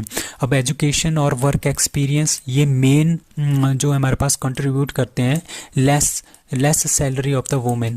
ठीक है, कम से कम जो सैलरी मिलती है वुमेन को, वो एजुकेशन एंड वर्क एक्सपीरियंस है। नाउ एवरेज अर्निंग कितनी होती है, एवरेज अगर एक आदमी 10,000 रुपये कमाता है, तो अगर एक लड़की वुमेन 2,500 मतलब 2,500 कमाती है, तो जो मेल होगा वो कितना कमाएगा, 10,000 कमाएगा। तो इतना गैप है अर्निंग में। So there is a high probability of women's employment in decent jobs have no bearing on their endowments. So India discrimination report that is launched by Oxfam India. The Greenfin Hub, the first ever global marine tourism। ठीक है, global marine tourism है ये industry platform, that is the Greenfin Hub, the first ever global marine tourism industry platform, is associated with which institution, that is UNEP, sorry that is A। ठीक है, that is UNEP। ठीक है, तो United nation environment programme, इन्होंने क्या किया है, इन्होंने पहला Greenfin hub, the first ever global maritime tourism industry platform को लॉन्च किया है। मतलब जितना हमारे पास मैरीन है, मैरीन मतलब कि जितने समुद्र है वहाँ पे जो टूरिज्म होता है उसको अच्छे से हैंडल करना। ठीक है, उसको अच्छे से हैंडल करना, और वो जो गंदगी वगैरह होती है, पोल्यूशन वगैरह होता है, उसको रिड्यूस करना, ये इसका मेन मोटो है। ठीक है, और ये किसने लॉन्च किया है, the reef world foundation plus UNEP, इन दोनों ने ये मिलके लॉन्च किया है, दैट इज़ द ग्रीनफिन हब। अब UNEP क्या है, यूनाइटेड नेशन एनवायरनमेंट प्रोग्राम, ये 5 जून 1972 को एस्टेब्लिश हुआ था, तभी हम 5 जून को वर्ल्ड इन्वायरमेंट डे भी मनाते हैं, और इसका हेडक्वार्टर है Nairobi, Kenya. Now, European Parliament has adopted a report that dash dash is no longer a full democracy. जबकि यूरोपियन यूनियन ने यह बोला है कि ये जो कंट्री है is no longer a full democracy, ठीक है, that is Hungary, Switzerland, Ireland और स्कॉटलैंड, दैट इज़ हंगरी। तो हंगरी को क्या बोला है यूरोपियन पार्लियामेंट ने कि ये एक डेमोक्रेसी नहीं है, ये hybrid regime of electoral autocracy है। इसका मतलब क्या है? इसका मतलब ये है कि जितने भी जो यूरोपियन यूनियन है उन्होंने ये बोला था क्योंकि जो ये हंगरी है ना, हंगरी अब रशिया का साथ दे रहा है, ठीक है, ये रशिया की तरफ झुक रहा है, इस जो कि यूरोपियन यूनियन को अच्छा नहीं लग रहा है, ठीक है, यूरोपियन यूनियन को ये अच्छा नहीं लग रहा है। इसकी वजह से क्या कर रहे हैं, इसकी वजह से ये इसके ऊपर एलिगेशंस वगैरह लगा रहे हैं और इन्होंने ये बोला है कि वहाँ पे हंगरी में there is no respect for democratic norm and standards, ठीक है, जो डेमोक्रेसी का होता है वो स्टैंडर्ड होता है, कुछ नॉर्म्स होते हैं, वो जो है वो हंगरी पूरा नहीं कर रहा है, जिसकी वजह से हम इसको डेमोक्रेसी नहीं मानते, but it is a electoral autocracy. मतलब कि यहाँ पे इलेक्शन के थ्रू प्रेसिडेंट को चूज़ तो करते हैं, प्राइम मिनिस्टर को चूज़ करते हैं, प्रेसिडेंट को चूज़ करते हैं इलेक्शन के थ्रू, बट जो ये प्रेसिडेंट वगैरह करते हैं ये अपनी ही मनमानी करके आगे फिर काम करते हैं, तो ये नो मोर एक कंप्लीट डेमोक्रेसी नहीं है। तो इन्होंने ये बोला है, दैट इज़ यूरोपियन पार्लियामेंट ने बोला है फॉर हंगरी के लिए। अब यूरोपियन पार्लियामेंट कहाँ पे है? इसका हेडक्वार्टर है स्ट्रैसबर्ग, फ्रांस में, founded in 19 March 1958 in Europe. अब यूरोपियन यूनियन ये सबसे मेन है, ये इतना इंपॉर्टेंट नहीं है। European union it is founded in 1 नवंबर 1993। कहाँ पे? मास्ट्रिच, नीदरलैंड में इसका फाउंडेशन हुआ था।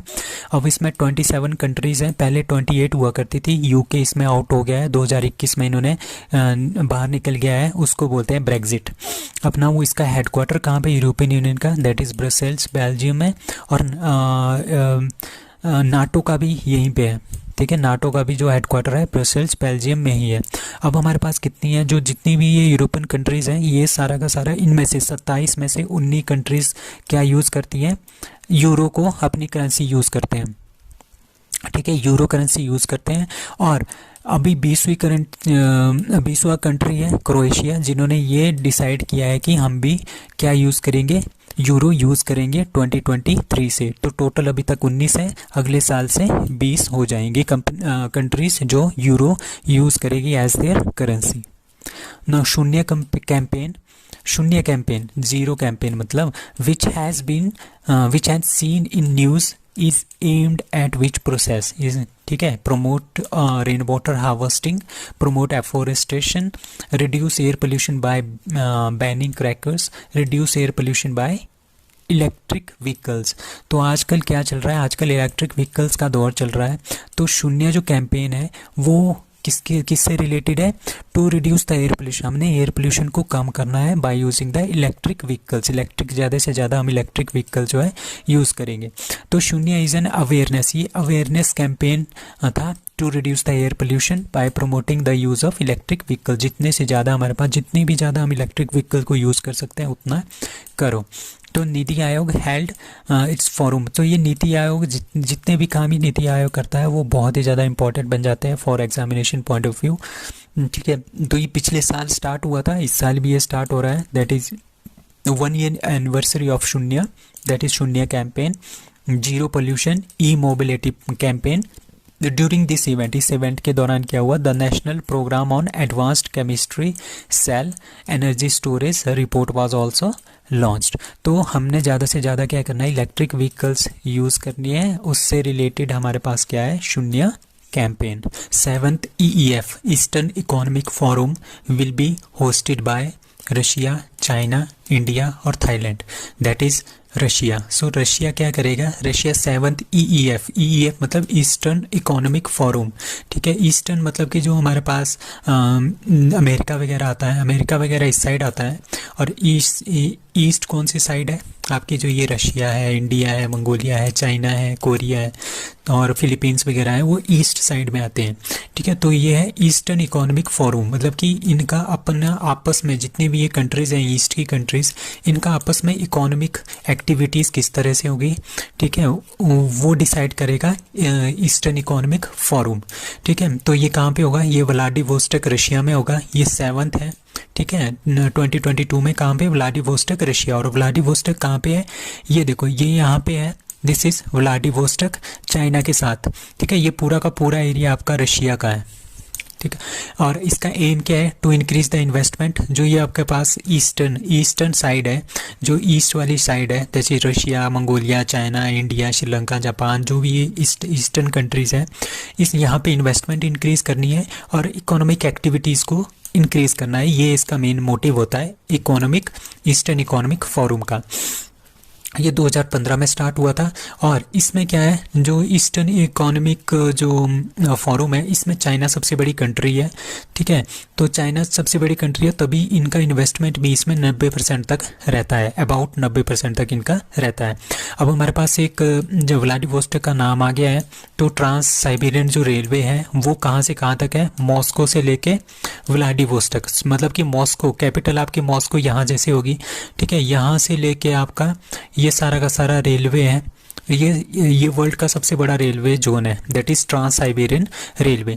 और टाइगर रेंज कंट्री कौन का समिट जो होगा, जो इसकी बैठकें वगैरह होती थी वो कहाँ पे हुई थी, इंडिया में हुई थी पिछले वाली। अब नेक्स्ट कहाँ पे है, tiger range country summit, that will be in Vladivostok Russia.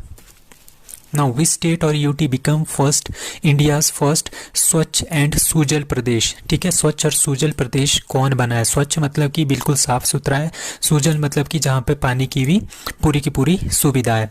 तो that is Chandigarh, Goa, Dadra and Nagar Haveli, Daman and Diu, Andaman and Nicobar island. So answer is D, that is Andaman and Nicobar island को क्या मिला है, स्वच्छ एंड सुजल प्रदेश का टाइटल मिला है। तो capital of Andaman Nicobar is port Blair. Lieutenant governor आजकल है, ये ध्यान रखना है, डॉक्टर D.K. जोशी। ठीक है, only active volcano in the Andaman and Nicobar island. ठीक है, जो हमारे पास अंडमान निकोबार है वो आपका यहाँ जैसे लाई करते हैं। ठीक है, तो अंडमान ऊपर वाला पार्ट है और नीचे वाला पार्ट जो है वो निकोबार है। ठीक है, तो एक्टिव वोल्केनो है बैरन आइलैंड, जो नॉर्दर्न अंडमान है। ठीक है, वहाँ पे बैरन आइलैंड है, वो हमारे पास only active volcano of India. ठीक है, total number of islands in Andaman Nicobar 572, उनमें से 37 आर हैबिटेट जहाँ पे लोग रहते हैं। Highest peak of Andaman Nicobar is Seidel peak, वो भी नॉर्थ आइलैंड में है, नॉर्थ अंडमान में है। ठीक है, Andaman Nicobar are separated by 10 degree channel. ठीक है, जो ये अंडमान है, ये निकोबार है, तो ये दोनों सेपरेट होते हैं 10 डिग्री चैनल से। अब हर घर जल वाली फर्स्ट स्टेट कौन सी है, गोवा सर्टिफाइड। ठीक है, certified first state, Har Ghar Jal certified first UT, that is Dadra and Nagar Haveli, Daman and Diu. Har Ghar Jal certified first district, that is Burhanpur Madhya Pradesh. Now, which Indian is going to receive France highest civilian award, Officer de la Legion d'Honneur Award? ठीक है, Droupadi Murmu, doctor Swati Piramal, Mamata Banerjee और Mohan Bhagwat. So answer is B, that is doctor Swati Piramal. ठीक है, doctor Swati जो पिरामिल है उनको मिल रहा है फ्रांस का सबसे highest civilian award, that is officer de la legion de honour. और यही अवार्ड हमारे पास कुछ दिन पहले हमने पढ़ा था, डॉक्टर शशि थरूर को भी मिला है। ठीक है, अब ये किसको मिल रहा है, डॉक्टर स्वाति पिरामल को मिल रहा है। दोनों को 2022 में मिला है और 2009 में ये लता मंगेशकर को भी मिल गया है। ठीक है, स्वाति कौन है, स्वाति जो पिरामिल है, शी इज इंडियन साइंटिस्ट भी है और इंडस्ट्रियलिस्ट भी है। इनकी एक कंपनी है हेल्थ केयर की, उसका नाम है पिरामिल ग्रुप। ठीक है, उसकी ये वाइस चेयरमैन भी है, तो इनको मिल रहा है फ्रांस का highest civilian award. Now India's first chip factory is going to be established in, chip factory मतलब कि सेमीकंडक्टर की जो मैन्युफैक्चरिंग फैक्ट्री है। ठीक है, सेमीकंडक्टर क्या होता है, सेमीकंडक्टर जितने भी आपके लैपटॉप्स हैं, मोबाइल्स हैं, फ़ोन्स हैं, तो उसके अंदर जो चिप्स लगी होती है ना, वो सेमीकंडक्टर की बनी होती है। सेमीकंडक्टर मटेरियल होता है आपके पास सिलिकॉन, जर्मेनियम, गैलियम, आर्सेनिक, तो ये सारे के सारे क्या हैं, ये सारे के सारे सेमीकंडक्टर्स हैं।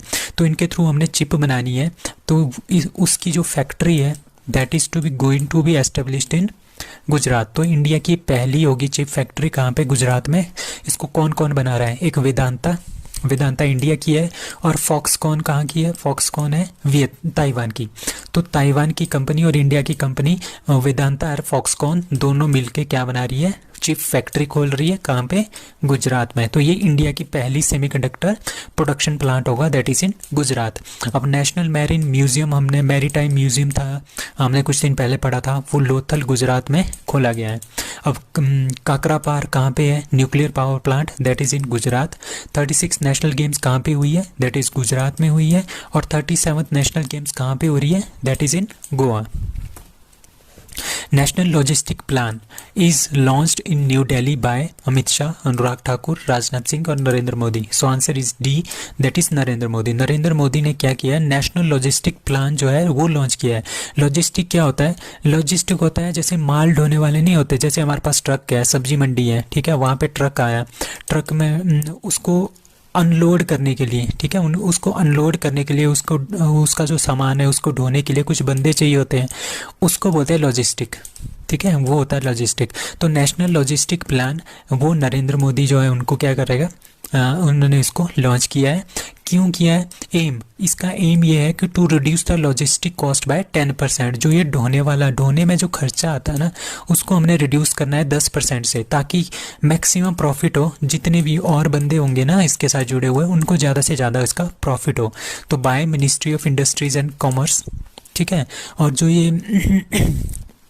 जो ये ट्रांसपोर्टेशन में जो खर्चा आता है, ढुलाई का जो खर्चा आता है, उसको कम करने के लिए ये करेंगे, ताकि क्या होगा, इस तरह से जो सामान मार्केट में पहुंचेगा उसकी वैल्यू भी क्या होगी, कम होगी। क्यों वैल्यू कम होगी, क्योंकि ट्रांसपोर्टेशन का खर्चा, ढुलाई का खर्चा, वो सारा का सारा वहाँ पे बच जाएगा। तो ये जो लॉजिस्टिक प्लान है ये अनाउंस किया गया था बजट 2022-23 में, फरवरी में। और India's logistic cost as proportion of GDP, GDP का प्रोपोर्शन कितना रहेगा 2022 में, दैट इज़ 13 से 14% जो हमारे पास लॉजिस्टिक का प्रोपोर्शन रहेगा। Now national conference of tourism ministers and state and UT being held in, ठीक है, national conference of tourism ministers, ठीक है, जो टूरिज्म से रिलेटेड जितने भी मिनिस्टर्स हैं, ऑल स्टेट के, ऑल यूटीज़ के, वो सारे के सारे कॉन्फ्रेंस कर रहे हैं, उनको बोलते हैं national conference of tourism ministers and states. वो कहाँ पे हो रहा है, चंडीगढ़, जयपुर राजस्थान, धर्मशाला और Kerala. So answer is C, that is Dharamshala, Himachal Pradesh में क्या हो रहा है, नेशनल कॉन्फ्रेंस ऑफ जितने भी टूरिज्म मिनिस्टर हैं स्टेट के, किसी भी यूटी के, पूरे ऑल इंडिया के, वो कहाँ पे आ रहे हैं, धर्मशाला में आ रहे हैं, वहाँ पे एक कॉन्फ्रेंस कर रहे हैं, ठीक है। तो ये क्यों कर रहे हैं, ये इसीलिए कर रहे हैं क्योंकि हमने टूरिज्म इंडस्ट्री को इंडिया में बढ़ाना है, development of tourism industry in the country. अभी हमारे पास G20 भी आ रहा है, G20 समिट भी आ रहा है, ठीक है। तो इससे रिलेटेड जो टूरिज्म की टॉपिक्स होंगे उसको भी ये वहाँ पे डिस्कस करेंगे, ठीक है। तो कौन कौन अटेंड करेगा इसको, central minister, tourism ministers of state and UT, governors, administrative of senior officials of the central government, state government के ऑफिशियल्स होंगे। तो ये सारे के सारे धर्मशाला में आएंगे और इसके बारे में बात करेंगे कि किस तरह से हमने टूरिज्म को बढ़ाना है। तो first smoke free state of India that is Himachal Pradesh. Nari Ko नमन योजना कुछ दिन पहले स्टार्ट हुई थी हिमाचल प्रदेश में। हाटी समुदाय के लोगों को 3-4 दिन पहले ही एसटी का स्टेटस मिला है, वो सिरमौर हिमाचल प्रदेश से बिलोंग्स करते हैं, ठीक है। अब CM of Himachal Pradesh that is Jairam Thakur. Now what is Nanmadol, Nanmadol क्या है, computer virus, crypto currency, typhoon और super computer. So the answer is C, that is typhoon. जो ननमाडोल है ये एक तरह का टाइफून है। कहाँ पे आया है, ये जापान में आया है, ठीक है, जापान में आने वाला ये टाइफून है। 3 लाख से हाउस होल्ड जो वहाँ पे थे साउथ वेस्ट जापान में, उनको वहाँ से हटा दिया गया है, और मतलब कुछ लोगों को हटा दिया गया है, और वहाँ पे पावर्स वगैरह भी आजकल नहीं है, ठीक है। टाइफून का नाम है नानमाडोल। तो जो वहाँ की लोकल अथॉरिटीज़ है उन्होंने एक स्पेशल वार्निंग भी जारी की है कि आप अच्छे से शेल्टर में रहना, ठीक है, क्योंकि ये पावरफुल स्टॉर्म जो है वो आ रहा है। सो नानमाडोल इज़ 14वां, ठीक है, जो जापान वाला एरिया है ना, सो जापान वाला जो एरिया है, ये वाला जो एरिया है जापान वाला, यहाँ पे ये 14th ऑफ टाइफून जो है 2022 में आ गया है, ये 14वां टाइफून है, ठीक है। और ताइवान सा पावरफुल, जो ताइवान हमारे पास एरिया है चाइना के साथ, जो ताइवान एरिया है वहाँ पे एक ये दूसरी न्यूज़ है, अलग से न्यूज़ है, दैट इज़ 6.9 मैग्नीट्यूड का वहाँ पे अर्थक्वेक आया था 18 सितंबर को। अब हम टाइफून के बारे में जानते हैं। टाइफून एक तरह का क्या आता है, एक तरह का समुद्री स्टॉर्म होता है, ठीक है, जिसको हम साइक्लोन बोलते हैं। ये इंडिया है, इंडिया के साथ जो ये वाला एरिया है ना, इसको हम यहाँ पे इसको बोलते हैं साइक्लोन। ठीक है, जो आपका यूरोप वाला एरिया है, जो हमारे पास साउथ अटलांटिक ओशन है, वहाँ पे भी अगर ये तूफान आता है तो वहाँ पे भी इसको साइक्लोन बोलते हैं। बट इसको अगर नॉर्थ अटलांटिक ओशन में जाए तो वहाँ पे इसको हरिकेन बोलते हैं। ठीक है, और आपके पैसिफिक ओशन में चले जाएं वहाँ पे भी इसको हरिकेन बोलते हैं। बट जो साउथ चाइना सी वाला एरिया है वहाँ पे इसको क्या बोलते हैं, टाइफून बोलते हैं। एक तरह का समुद्री स्टॉर्म होता है। ठीक है, तो नानमाडोल इज़ अ टाइफून। ऑफ कहाँ पे आया है, जापान में। Now who one Durand cup 2022। अब कुछ दिन पहले हमने पढ़ा था कि डूरंट कप होने वाला है, जो कि कहाँ पे हो रहा था, कहाँ पे हो रहा था, that is Kolkata, Guwahati and Imphal. ये 3 डिस्ट्रिक्ट थी, वेस्ट बंगाल, असम एंड सिक्किम। इन तीनों में ये हो रहा था डूरंट कप 2022। और ये जीता है, किसने जीता है, बेंगलुरु फुटबॉल क्लब ने ये पहली बार, फर्स्ट टाइम ये जीता है बेंगलुरु फुटबॉल क्लब ने। और ये हमारे पास इंडिया का, एशिया का सबसे ओल्डेस्ट फुटबॉल टूर्नामेंट है और वर्ल्ड का 3rd ओल्डेस्ट फुटबॉल टूर्नामेंट है। That is Durand cup. कब स्टार्ट हुआ था, 1888 में स्टार्ट हुआ था। कहाँ से, शिमला से। शिमला में एक एनाडेल नाम का एक ग्राउंड है, वहाँ से ये स्टार्ट हुआ था सबसे पहले 1888 में। अब मोस्ट सक्सेसफुल टीम इसमें कौन है, दैट इज़ मोहन बागान और ईस्ट बंगाल। ये दो जो टीमें हैं, मोहन बागान और ईस्ट बंगाल, इन्होंने 16 टाइटल जो है, दोनों ने 16 बार इसको जीता है। और 2022 में ये कौन सा एडिशन था, 171वां एडिशन था। और बेंगलुरु फुटबॉल क्लब ने इसको पहली बार जीता था। और बेंगलुरु फुटबॉल क्लब के कैप्टन कौन है, that is Sunil Chhetri. That's why ये क्वेश्चन काफ़ी इंपॉर्टेंट बन जाता है, क्योंकि Sunil Chhetri all India football federation के क्या है, फुटबॉलर ऑफ द ईयर भी रह चुके। World's first cheetah rehabilitation project is started by, that is Narendra Modi. So Narendra Modi ji ने क्या किया है, फर्स्ट, वर्ल्ड का ये पहला है cheetah rehabilitation project that is started by India. ठीक है, तो answer is B, that is Narendra Modi. तो नरेंद्र मोदी जी ने क्या किया है, हमारे पास 8 कुनो नेशनल पार्क में हमने चीता को इंट्रोड्यूस किया है। कहाँ से लेके आए हैं, नामीबिया से लेके आए हैं। ठीक है, इसको बोल रहे हैं वर्ल्ड का फर्स्ट चीता रिहेबिलिटेशन प्रोजेक्ट। और ये फर्स्ट है जिसमें intercontinental large wild translocation project है। मतलब कि एक बड़े से जानवर को हमने कहाँ से लेके आए हैं, एक कॉन्टिनेंट से, अफ्रीका कॉन्टिनेंट से एशिया कॉन्टिनेंट लेके आए हैं। ठीक है, तो ये intercontinental large wild carnivore translocation project है, वर्ल्ड का सबसे पहला है। ठीक है, इसमें से हमने 8 चीता लेके आए हैं, उसमें से 5 जो है फीमेल है, 3 जो है मेल है। अभी 1952 में क्या हो गया था, हमारे पास इंडिया में एक भी चीता नहीं बचा हुआ था। ठीक है, अब हमने क्या कर लिया है, अब हम इंट्रोड्यूस कर रहे हैं 8 that was taken from Namibia to India. So इन 8 में से एक 4 साल की एक छोटी सी चीता है, उसका नाम रखा है नरेंद्र मोदी जी ने, that is Asha. Now Kazakhstan to change name of its capital from Nur Sultan back to, कौन सा नाम इसको रखा गया है, दैट इज़ नूर, काजिंद, अस्ताना और अलमाटी। ठीक है, अब कजाकिस्तान जो है, कजाकिस्तान कहाँ पे है, रशिया से अलग हुआ था। ठीक है, पहले सोवियत यूनियन था, एक ही था हमारे पास सोवियत यूनियन, ये नीचे वाला पार्ट था हमारे पास कजाकिस्तान। ठीक है, तो 25 अक्टूबर 1990 को क्या हुआ, कजाकिस्तान ने अपने आप को सोवरेन स्टेट जो है घोषित कर दिया। ठीक, कि हम पर रिपब्लिक है। ठीक है, जो अब उसके बाद क्या हुआ, उसी टाइम क्या हुआ था, उसी टाइम हमारे पास सोवियत यूनियन टूट के बिखर गया था। ठीक है, उसके बाद कजाकिस्तान डिक्लेयर्ड इट्स इंडिपेंडेंस। ठीक है, सोवियत यूनियन था, सोवियत यूनियन से क्या हुआ, कजाकिस्तान अलग हो गया। कब, 16 दिसंबर 1991 को सोवियत यूनियन और कजाकिस्तान क्या हो गए, अलग अलग हो गए। तो इनकी जो कैपिटल थी दैट वाज अलमाटी। ठीक है, पहले जो थी इनकी अलमाटी में कैपिटल थी। ठीक है, उसके बाद क्या हुआ, तो जो ये कजाकिस्तान है, आपने याद रखना है, जो लास्ट कंट्री है सोवियत यूनियन से जो निकली थी लास्ट कंट्री, उसका नाम है कजाकिस्तान, सबसे लास्ट कंट्री थी ये। ठीक है, उसके 10 दिन बाद क्या हुआ, सोवियत यूनियन ने इटसेल्फ को सीज कर दिया, अपने आप को, कि हम एग्जिस्ट नहीं करते। अब हमारे पास क्या आ गया है, रशिया आ गया। उन्होंने सोवियत यूनियन से रशिया नाम चेंज कर दिया। उसके बाद कजाकिस्तान कम्युनिस्ट एरिया लीडर, सो वहाँ पे था नूर सुल्तान नजरबाय, ठीक है, नूरसुल्तान नजरबाय था, उन्होंने वो क्या बने, वहाँ के कंट्री के पहले प्रेसिडेंट बने, ठीक है। तो पहले प्रेसिडेंट बने तो 1997 में क्या कर दिया उसने, अलमाटी का नाम चेंज करके अस्ताना रख दिया, ठीक है, उन्होंने अस्ताना रख दिया इसका नाम, ठीक है। उसके बाद यही कैपिटल थी। मार्च 2019 में क्या हुआ, नूर सुल्ताना जो थे वहाँ के प्रेसिडेंट थे, उन्होंने क्या कर दिया, 29 साल में उनको 29 साल तक वो प्रेसिडेंट रहे। उसके बाद उन्होंने क्या कर दिया, रिज़ाइन कर दिया, ठीक है। जब इन्होंने रिज़ाइन कर दिया तो अगले जो प्रेसिडेंट बने वो बने कैसिम जोमार्ट, ठीक है। कैसिम जोमार्ट जो है अगले प्रेसिडेंट बने, ठीक है। कैसिम जोमार्ट की नज़र में जो थे नूर सुल्तान जी वो काफ़ी अच्छे इंसान थे, तो उन्होंने क्या किया, कैसिम जोमार्ट ने जो अब की अस्ताना नाम की जो कैपिटल थी उसका नाम चेंज करके रख दिया नूर सुल्तान, ठीक है। कब किया था, 2019 में।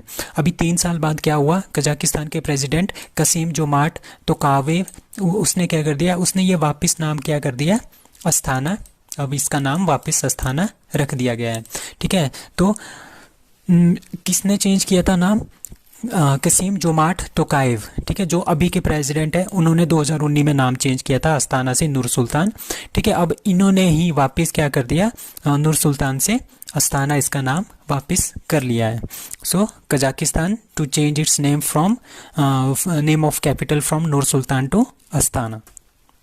Now international day of peace UN is observed on 20 सितंबर, 21 सितंबर, 22 सितंबर और 23 सितंबर। So answer is B, that is 21 सितंबर। तो 21 सितंबर को आज जो है इंटरनेशनल डे ऑफ पीस है, यूनाइटेड नेशन ने इसको घोषित किया था, ठीक है। इस साल का जो थीम है वो है एंड रेसिज्म बिल्ड पीस, ठीक है। द डे फर्स्ट टाइम ये जो डे था ये 1981 में इसको सेलिब्रेट किया गया था। अब कुछ और न्यूज़ है, लाइक यूरोपियन यूनियन जो संगठन है 1 नवंबर 1993 को ये बना था। कंट्रीज मेंबर इसकी 27 है। हेडक्वार्टर इसका ब्रुसेल्स बेल्जियम है। अब नाटो है, नॉर्थ एटलांटिक ट्रीटी ऑर्गेनाइजेशन, 4 अप्रैल 1949 को ये बना था। कंट्रीज मेंबर है इसकी 30, हेडक्वार्टर इसका ब्रुसेल्स बेल्जियम है।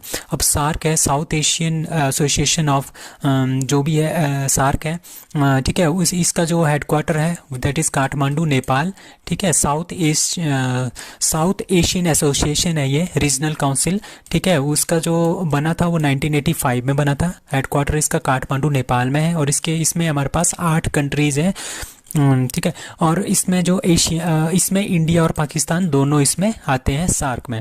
अब एशियान जो बना था वो बना था 1967 में। इसका हेडक्वार्टर है जकार्ता इंडोनेशिया में। इसमें 10 कंट्रीज़ हैं और इसमें इंडिया और चाइना नहीं है, ठीक है। ब्रिक्स जो बना था हमारे पास ब्राज़ील, रशिया, इंडिया, चाइना और साउथ अफ्रीका, ये 2009 में बना था। पहले ये 2006 में बना था ब्रिक के नाम से। उसके बाद क्या हुआ, ब्रिक्स आ गया, ब्रिक्स मतलब एस भी इसके साथ जुड़ गया जैसे साउथ अफ्रीका, तो 2009 में बना था। इसका हेडक्वार्टर कहीं पे भी नहीं है, ठीक है। इसके बाद आया शंघाई कॉरपोरेशन ऑर्गेनाइजेशन, ये 2001 में बना था। हेडक्वार्टर इसका बीजिंग चाइना में है और इसमें 9 कंट्रीज़ है। लेटेस्ट कंट्री है ईरान। अब क्वाड है, क्वाड मतलब कि 4 कंट्रीज़ का ग्रुप है, that is made in 2007। India, USA, Australia and Japan इसके मेंबर्स हैं। U2 2022 में बना है। India, Israel, USA and UAE का एक संगठन है। Now 22 September reserved for female MLA in which state legislature to raise about women related issues for very first time in India, ठीक है। अब क्या हुआ, जो यूपी है इसका आंसर है डी, यूपी। अब यूपी में क्या हो गया है, वहाँ पे विधानसभा चल रही है, विधानसभा नहीं लेजिस्लेशन चल रहा है, विधानसभा और विधानमंडल की जो बैठकें होती है वो चल रही है। तो वो क्या किया उन्होंने, 22 सितंबर को क्या किया उन्होंने, 22 सितंबर का जिन क्वेश्चन आवर के बाद क्या होगा, वहाँ पे जब क्वेश्चन आवर होता है ना उसके बाद एक सेशन होता है। उस सेशन में जितनी भी MLAs है, फीमेल MLAs है MP की, यूपी की सारी को बोलना पड़ेगा। 3 से लेके 8 मिनट तक उन्होंने कुछ ना कुछ बोलना पड़ेगा और इश्यूज उठाने पड़ेंगे वोमेन से रिलेटेड, ठीक है। तो ये इन्होंने रिजर्व कर दिया है। तो ये फर्स्ट टाइम हो रहा है इंडिया में, that is UP. So bicameral legislator कौन कौन सी कंट्रीज़ में है, 6 कंट्रीज, बाईकैमरल लेजिस्लेचर मतलब कि जो विधानसभा है और जहाँ पे विधान परिषद है उसको बोलते हैं बाईकैमरल विधान परिषद, ठीक है, इसको बोलते हैं बाईकैमरल लेजिस्लेचर, ठीक है। तो जिसमें विधानसभा भी है, विधान परिषद भी है, वो राज्य है तेलंगाना, यूपी, बिहार, महाराष्ट्र, आंध्र प्रदेश एंड कर्नाटका, ठीक है, तो आपने ये ध्यान रखना है। इसका जो ट्रिक है याद रखने का वो है तू भी मजा, MJA। ठीक है, तू भी मजा कर। ठीक है, सो कर से आ गया कर्नाटका, ठीक है, A से आ गया आंध्र प्रदेश, M से आ गया महाराष्ट्र, BHI से आ गया बिहार, U से आ गया यूपी, T से आ गया तेलंगाना। ठीक है, तो फर्स्ट नाइट सवारी अभी लखनऊ यूपी में स्टार्ट हो रही है और स्कूल चलो अभियान भी यूपी श्रावस्ती में स्टार्ट हुआ था इसी साल से। The US Agency for International Development and UNICEF launched the Doordarshan, a YouTube series for vaccine promotion and COVID-19 appropriate behavior। उसका नाम क्या है? दैट इज़ दूर से नमन, दूर से जय हो, दूर से नमस्ते और दूर से hello. So answer is C, that is दूर से नमस्ते। तो यूएस की एक एजेंसी है international development agency for international development and UNICEF, इन दोनों ने मिलके एक यूट्यूब चैनल जो है स्टार्ट किया है, उसका नाम है दूर से नमस्ते। ये जो हमारे पास क्या करेगा, ये वैक्सीन को प्रमोट करेगा, वैक्सीन प्रमोशन फॉर कोविड-19 के लिए। So answer is C, that is दूर से नमस्ते। So in World's Athletic Grand Prix 2022 in javelin throw, Ajit Kumar won gold, silver, bronze और none। So answer is A, that is gold। So हमारे पास जो अजीत कुमार है ये हमारे पास एक पैरा एथलीट है, पैरा जेवलिन थ्रोअर है। ठीक है, तो इन्होंने क्या जीता है, अभी गोल्ड जीता है किसमें, वर्ल्ड एथलेटिक्स ग्रैंड प्रिक्स 2022 में, जो कि कहाँ पे हो रही है, मोरक्को में हो रही है। तो अजीत कुमार ने जो जेवलिन थ्रो किया वो 64 मीटर थ्रो किया। देवेंद्र झांझड़िया इंडिया के ही हैं, उन्होंने क्या जीता है, दूसरा नंबर भी उन्हीं का आया है, उन्होंने सिल्वर मेडल जीता है, उन्होंने 60.97 मीटर का थ्रो फेंका था। अब देवेंद्र झांझड़िया बहुत ही बड़ा नाम है स्पोर्ट्स इंडस्ट्रीज़ में, पैरा स्पोर्ट्स इंडस्ट्रीज़ में। अब क्यों ये इतना बड़ा नाम है, अब इनकी अचीवमेंट देखो। जैसे देवेंद्र झांझड़िया थे 2004 में एथेंस पैरालंपिक जो हुआ था उसमें उन्होंने गोल्ड जीता था जेवलिन थ्रो में। देवेंद्र झांझड़िया ने 2016 में रियो में जो ओलंपिक हुआ था पैरालंपिक, उसमें उन्होंने गोल्ड जीता था। देवेंद्र झांझड़िया ने अभी 2020 में टोक्यो पैरालंपिक में क्या जीता है, सिल्वर जीता है। अभी देवेंद्र झांझड़िया को क्या मिला है, 2022 में पद्म भूषण अवार्ड भी मिला है और ये ऐसा अवार्ड पाने वाले पहले पैरा एथलीट है। So, which state announces to establish state level institution on the line of NITI Aayog. मतलब कि जिस तरह से हमारे पास नीति आयोग काम करता है उसी तरह का आयोग स्टेट लेवल पे भी बनेगा, और वो कौन सा स्टेट बना रहा है, ठीक है, महाराष्ट्र, यूपी, उड़ीसा और Kerala. So answer is A, that is Maharashtra. तो महाराष्ट्र क्या बना रहा है, जैसे हमारे पास नीति आयोग काम करता है ना, जिस तरह से नीति आयोग अपनी क्या बनाता है, एक रिपोर्ट बनाता है और कुछ सजेशंस देता है, ये बस सजेशन ही देता है, ठीक है। तो इस तरह का सजेशन के लिए स्टेट लेवल में भी एक इंस्टीट्यूशन बना रहे हैं महाराष्ट्र सरकार।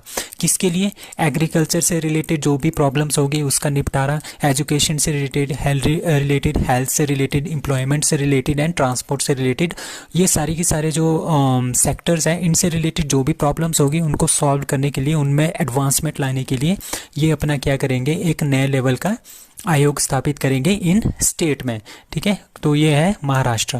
सो नीति आयोग कब बना था, 1 जनवरी 2015 को बना था। चेयरमैन इसके होते हैं prime minister of India and vice chairman is Suman Berry and CEO, आजकल जो सीईओ है वो है परमेश्वरन अय्यर। तो जीएसटी काउंसिल जो है हमारे पास 279A में हमारे पास आता है GST council. Scientist in China, ठीक है, चाइना के साइंटिस्ट ने क्या किया है, हैव सक्सेसफुली क्लोन्ड, ठीक है, वाइल्ड आर्कटिक वुल्फ, ठीक है, जो वाइल्ड आर्कटिक वुल्फ है उसका एक क्लोन बनाया है for very first time. What is the name of that wolf, that is Maya, Asha, Jingyang, Sonia. So answer is A, that is Maya, ठीक है। क्लोनिंग क्या होती है, सबसे पहले हम जानते हैं कि क्लोनिंग क्या होती है। क्लोनिंग होती है हमारे पास कि हमने एक लिविंग, मतलब कि जीवित ऑर्गेनिज्म बनाना है, सेल बनाना है और टिश्यू बनाना है। मतलब कि जो हमारे पास कोशिकाएं होती है ना, कोशिकाएं होती है ह्यूमन बॉडीज़ के अंदर, कोशिकाएं होते हैं, ऑर्गेनिज्म होते हैं, सेल्स होते हैं, टिश्यूज़ होते हैं, ठीक है, वो क्या होते हैं, जीवित होते हैं, मतलब कि उनको लिविंग होते हैं, मतलब कि उनको हमने जिंदा बनाना है, मतलब कि रियल में उनको बनाना है, उनके अंदर जान डालनी है, ठीक है, उसको बोलते हैं क्लोनिंग, ठीक है। उसको बनाना विद द हेल्प ऑफ किसकी वजह से, या तो हम नेचुरल जो चीज़ें होती है सीमेंस वगैरह उससे बनाएंगे, या फिर हम आर्टिफिशियली सीमेंस तैयार करके इनको बनाएंगे, उसको बोलते हैं हम क्लोनिंग। तो बीजिंग में हमारे पास, बीजिंग कहाँ पे है, चाइना में, वहाँ पे एक फॉर्म है, उन्होंने क्या किया, एक आर्कटिक वोल्फ, ठीक है, आर्कटिक वोल्फ जो कि बिल्कुल ही लुप्त हो गई है, उसको बचाने के लिए क्या किया उन्होंने, उसको क्या किया है, उसका एक क्लोन तैयार किया है, उसको आर्टिफिशियली जो है उन्होंने बनाया है, ठीक है, उसका नाम रखा है उन्होंने माया। और माया का मतलब होता है दैट इज गुड हेल्थ, ठीक है। इसमें उन्होंने क्या क्या किया है, सबसे पहले इन्होंने क्या किया है, एक स्किन सैंपल लिया है वाइल्ड फीमेल आर्कटिक वोल्फ का, ठीक है, जो आर्कटिक वोल्फ होती है, गीदड़ होता है, आर्कटिक रीजन में जो गीदड़ होता है, उसका क्या लिया है, फीमेल थी वो, उसका एक स्किन सैंपल लिया, ठीक है, उससे उन्होंने क्या निकाल दिया, डोनर सेल निकाल दिया, डोनर सेल मतलब सीमेंस का एक पार्ट होता है, वो निकाल दिया। और जो ओसीट होता है, ठीक है, जो इसके साथ जो मिलेगा, ठीक है, जो मिलने वाला, दो चीज़ें मिलेगी तभी तो तीसरी चीज़ बनेगी, तो दूसरी चीज़ जो मिलेगी दैट इज़ ओसाइट, ओसाइट बोलते हैं उसको, वो उन्होंने एक डॉग से लिया है, ठीक है। तो आर्कटिक वोल्फ प्लस डॉग उन्होंने बना दिया आर्कटिक वोल्फ, आर्कटिक वोल्फ उन्होंने बना दी है। सो इस तरह से हम क्या कर सकते हैं, एंडेंजर्ड स्पीशीज़ को बिल्कुल ही ख़त्म होने से हम उसको क्या कर सकते हैं, बचा सकते हैं। तो ये किया है चाइना के साइंटिस्ट ने, और उस जो क्लोन बना है उसका नाम है Maya. State becomes the third state to have food security atlas, Jharkhand, Chhattisgarh, West Bengal और Telangana. So answer is A, that is Jharkhand. तो झारखंड अब हमारे पास तीसरी स्टेट बन गई है जिसके पास अपना फूड सिक्योरिटी एटलस है।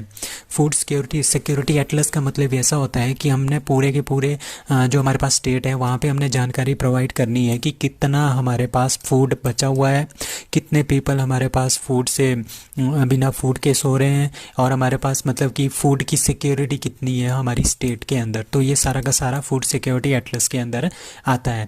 तो इससे पहले ये थर्ड स्टेट बनी है, इससे पहले दो और स्टेट है, लाइक बिहार का फर्स्ट, सबसे पहले बिहार में बना था, फिर उड़ीसा में बना था। तो बिहार और उड़ीसा दोनों में बना था फूड इन 2018 में, ठीक है। अब 2022 में बना है झारखंड में फूड सिक्योरिटी एटलस, और ये थर्ड बनी है, थर्ड स्टेट बनी है, ठीक है। इसमें क्या होगा, effort toward mapping the food security situation in the state, मतलब कि फूड सिक्योरिटी की क्या सिचुएशन है पूरी की पूरी स्टेट में, ठीक है, और उसी के हिसाब से ये पॉलिसीज़ बनाएंगे। जिस तरह की फूड सिक्योरिटी होगी, कितना फूड बचा हुआ है, कितना फूड हमारे पास उगा रहे हैं, तो इनकी इसी के बेस पे हम क्या वो बनाएंगे, पॉलिसीज़ बनाएंगे। अब झारखंड की कैपिटल कहाँ पे है, रांची। झारखंड के चीफ मिनिस्टर हेमंत सोरेन, और झारखंड के गवर्नर है रमेश बायस। ना दूसरी भी जो दूसरी न्यूज़ है वो भी हमारे पास कहाँ से है, झारखंड से। Which state has announced 77% reservation in government jobs for SC ST OBC and EWS, that is Jharkhand. तो झारखंड में ही ये भी हुआ है, दैट इज़ 77% जो इन्होंने रिजर्वेशन टोटल कर दिया है। पहले क्या था, पहले SC का 12% था, अभी भी 12% है ये, ST का 18% था, अभी भी 18 ही है। अब OBC का पहले 14% था, उसको बढ़ा के 13% बढ़ा के इन्होंने 27% कर दिया है, और EWS का 12%, तो ये टोटल बन जाता है आपके पास 77% जो है जॉब के लिए Kota for SC ST OBC and EWS इन झारखंड। तो सरहुल फेस्टिवल कहाँ पे मनाया जाता है, दैट इज़ झारखंड। और एक ये काफ़ी इंपॉर्टेंट न्यूज़ है, वर्ल्ड हेल्थ ऑर्गेनाइजेशन ने एक अवार्ड दिया था झारखंड को फॉर टैबाको कंट्रोल, तंबाकू के कंट्रोल के लिए। Now who became 76th grand master of India. Grand master हमारे पास चेस के अंदर होते हैं, ठीक है, कौन बने हैं, वी प्रणव, प्रणव आनंद, अभिमन्यु मिश्रा और Rahul Shrivastava. So answer is B, that is Pranav Anand. ये हमारे पास 76th ग्रैंड मास्टर है, और ये वी प्रणव जो है ये 75th है, 75th वी प्रणव और 76 प्रणव आनंद। तो अभी हमारे पास 70 से आगे हम काउंट करेंगे 76 तक कौन कौन से ग्रैंड मास्टर रहे हैं। लाइक 70वें बने हैं ऋत्विक राजा तेलंगाना के 2021, 71st संकल्प गुप्ता महाराष्ट्र के हैं, 72nd मित्रभा गुहा वेस्ट बंगाल के हैं, और 73rd भरत सुब्रमण्यम तमिलनाडु से हैं, और राहुल श्रीवास्तव 74th तेलंगाना, प्रणव वी तमिलनाडु से 75th है, और 76 हमारे पास प्रणव आनंद है। V Pranav 75th, Pranav Anand 76, is from Bengaluru. So youngest grand master कौन है इंडिया का, दैट इज़ अभिमन्यु मिश्रा जो कि 13 साल के हैं। और फिडे, फिडे किसका है, FIDE International Federation for chess है। ये एस्टेब्लिश हुआ था पेरिस फ्रांस में इन 1924 को, बट इसका जो हेडक्वार्टर है that is Lausanne Switzerland. Now chairman of FIDE वो है आरकेडी ड्वॉरकोविच, ठीक है। और वाइस चेयरमैन कौन है, हमारे इंडिया के विश्वनाथन आनंद फिडे के वाइस चेयरमैन है। Now according to blockchain analysis platform Chainalysis, ठीक है, ये हमारे पास चेनालिसिस ब्लॉकचेन एनालिसिस प्लेटफॉर्म है Chainalysis. India stands dash dash in global crypto adoption index 2022, मतलब कि क्रिप्टो एडॉप्शन के केस में इंडिया कौन से नंबर पे है, that is first, second, third और fourth, that is fourth. So answer is D, that is fourth number पे है। और इसमें जो ये रिपोर्ट आई है बाय चैनालिसिस के थ्रू, ये रिपोर्ट जारी की गई है, उसमें रैंक कौन कौन सी कंट्री का है क्रिप्टो करेंसी में, लेकिन फर्स्ट है वियतनाम का, second Philippines, third Ukraine, fourth India और फिफ्थ यूएसए और सिक्स्थ आप पाकिस्तान को जोड़ दो। Now Padmaja Naidu Himalayan Zoological Park has been recognized as best zoo in the country. It is located in Uttarakhand, Himachal Pradesh, Darjeeling और लद्दाख। So Padmaja Naidu Himalayan zoological park जो है ये हमारे पास है दार्जिलिंग वेस्ट बंगाल में, ठीक है। इसको क्या मिला है, जूलॉजिकल पार्क को इसको क्या मिला है, बेस्ट जू इन द कंट्री का अवार्ड मिला है, ठीक है। दूसरे नंबर पे कौन रहे हैं, अरिंगर अन्ना जूलॉजिकल पार्क चेन्नई का दूसरे नंबर पे है। और तीसरे नंबर पे है हमारे पास Shri Chamarajendra zoological garden in Mysore Karnataka. तो ये तीनों पहले 3 नंबर पे है। पहले नंबर पे हमारे पास वेस्ट बंगाल का है, दार्जिलिंग का, दूसरे पे चेन्नई का और तीसरे पे कर्नाटका का।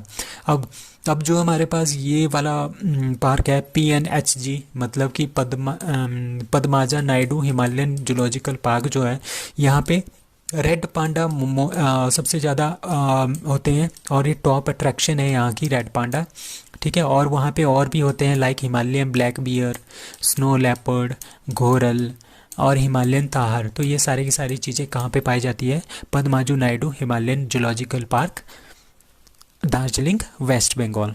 Meeting of financial stability development council 2022 held at financial stability development council, ठीक है। 2022 में इसकी मीटिंग कहाँ पे हुई है, दैट इज़ मुंबई। सो मुंबई में ये हुआ है। तो इसका मतलब क्या होता है, इसका मतलब होता है to ensure financial stability, country में फाइनेंशियल स्टेबिलिटी होनी चाहिए, डेवलपमेंट भी होनी चाहिए related to economy and finance sector in India. वो सारा का सारा काम कौन देखता है, फाइनेंशियल स्टेबिलिटी डेवलपमेंट काउंसिल देखता है। अब ये कब बना था, ये बना था 2010 में। किसने बनाया था, रघुराम राजन जो थे हमारे पास RBI के गवर्नर, वो इस कमेटी के हेड थे, उन्होंने इसको बनाया था। इसके जो चेयरपर्सन होते हैं वो होते हैं union finance minister of India Nirmala Sitharaman जो आजकल है। तो union finance minister of India इसकी चेयरपर्सन होती है। नाउ इनसाइट जो है हमारे पास international conference on sustainable and innovative finance for green and healthy transport 2022 was held at Mumbai, Chennai, New Delhi और Chandigarh. So answer is C, that is New Delhi. So New Delhi में इनसाइट 2022 की बैठक हुई थी। तो इसके नाम से ही पता चल रहा है ये इंटरनेशनल कॉन्फ्रेंस है किसके ऊपर, सस्टेनेबल एंड इनोवेटिव, मतलब कि इनोवेशन हमने क्या करना है, अपने इन्वायरमेंट को भी प्रोटेक्ट करना है पोल्यूशन से, ठीक है। इनोवेटिव तरीके से इसके लिए फाइनेंस भी जुटाना है for green and healthy transport, मतलब कि जो ट्रांसपोर्ट है उसको हमने ग्रीन बनाना है, उसमें हमारे पास पॉल्यूशन नहीं होना चाहिए और हेल्दी बहुत ही अच्छा ट्रांसपोर्ट सिस्टम जो है होना चाहिए। तो ये हुआ था न्यू दिल्ली में, ठीक है। इसके लिए क्या होता है, to increase the use of electric vehicle, इसमें ये बताया कि हमने ज़्यादा से ज़्यादा इलेक्ट्रिक व्हीकल्स यूज़ करनी है ताकि पोल्यूशन कम हो और जिसकी वजह से ग्लोबल वार्मिंग भी कम हो। और इसको हेड किसने किया, नितिन गडकरी ने।